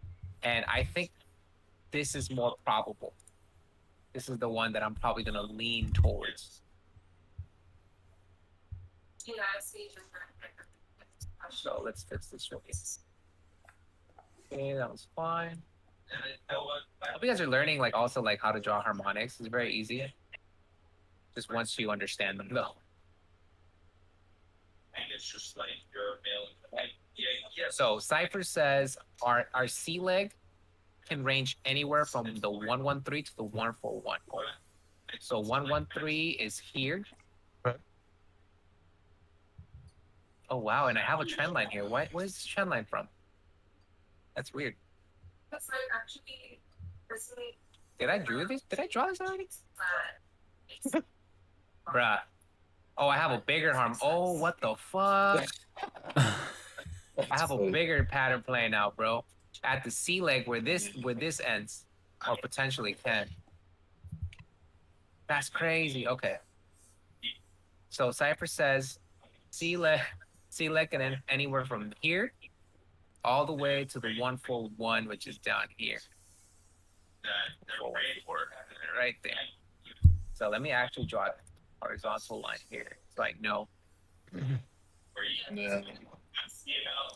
Okay. So this pattern can end anywhere between this horizontal line and this horizontal line. So anywhere in between the C leg. 34, 87, 25, and 33, 22. But I like being very conservative. That way I don't get caught off guard because the people who shoot for the moon are always like, you know, Super off. they end up losing, right? Yeah. So for me, even though this is where it could potentially end, I'm being conservative and being like, okay, this is my first PT, right? Yeah. Okay. And now Cypher says D leg ends at the 786. 786.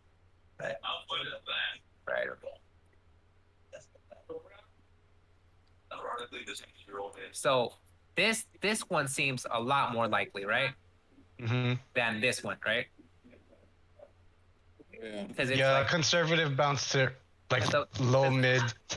because you know, the market is bearish, everything's fucking burning. We're about to have like World War III, whatever, right? So this harmonic, the W, even though it's like a potential you know, thesis, it doesn't fit the current like market sentiment, right? Mm-hmm. So this is why I like drawing different scenarios. And so this one, to me, it makes much more sense, right? Because we are bearish, you know, and usually after on this fucking downtrend, we do get a bull run. So, you know what I mean? Yeah, the flow shows bullish into the end of the year. And what it's actually crazy, because I just thought about it, is that it fits this shit right here.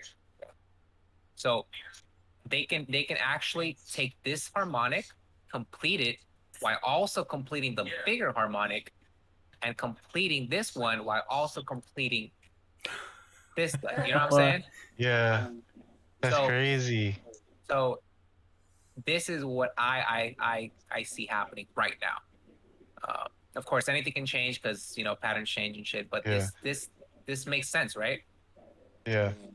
And what John was saying too, that's crazy that you said that. He said from October to like the end of the year could potentially be bullish because of like holidays, right? Like Thanksgiving, Christmas, and shit like that. So probably the last time people are gonna spend crazy before like it gets super duper bad again. Yeah. And like So- midterm elections. So I think right now, like usually the B2C leg is the most choppiest. But once we have a C point established, we can take it. That'll be like the move. Because I don't have an M right now that's super long-term bearish. I only have W's that are formed. So let me keep that So I'm one. gonna have to head out.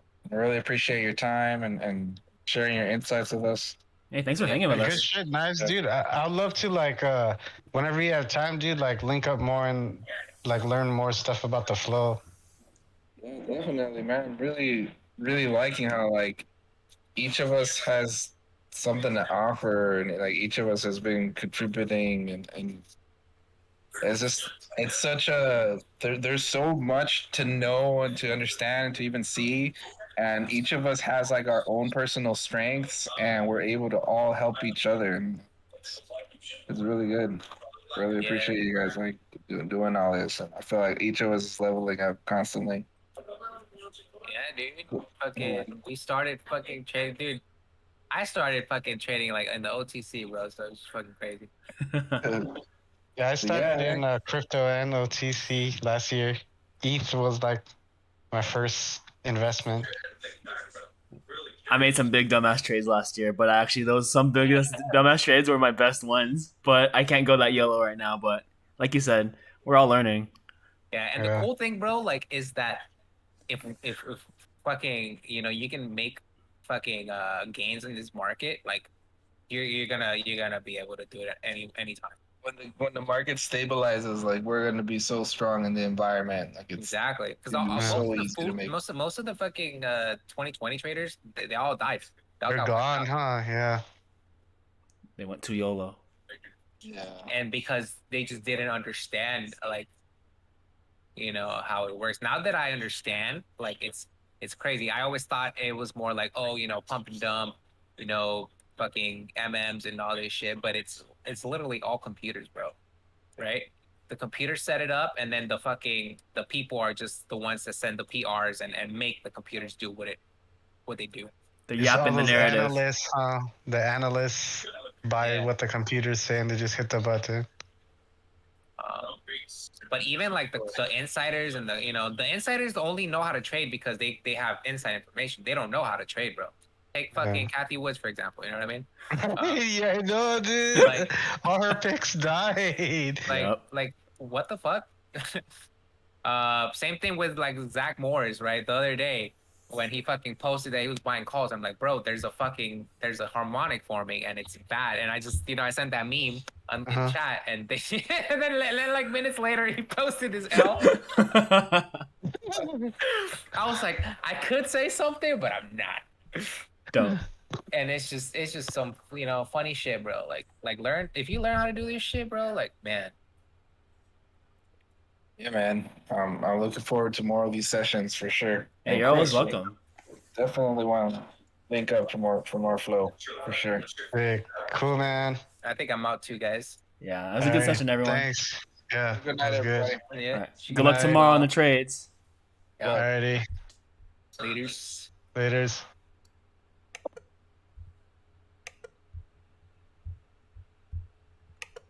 All right, and that's that for another session. Whew, that was a lengthy one. That was almost 3.5 hours. Jeez, but you know what? You all know what it's about. We're all trying to get that financial freedom, So however you're doing it, keep at it. Keep on learning. We'll do more of these meter management live sessions in the future. Hope y'all are enjoying it. Okay, catch y'all later. And peace.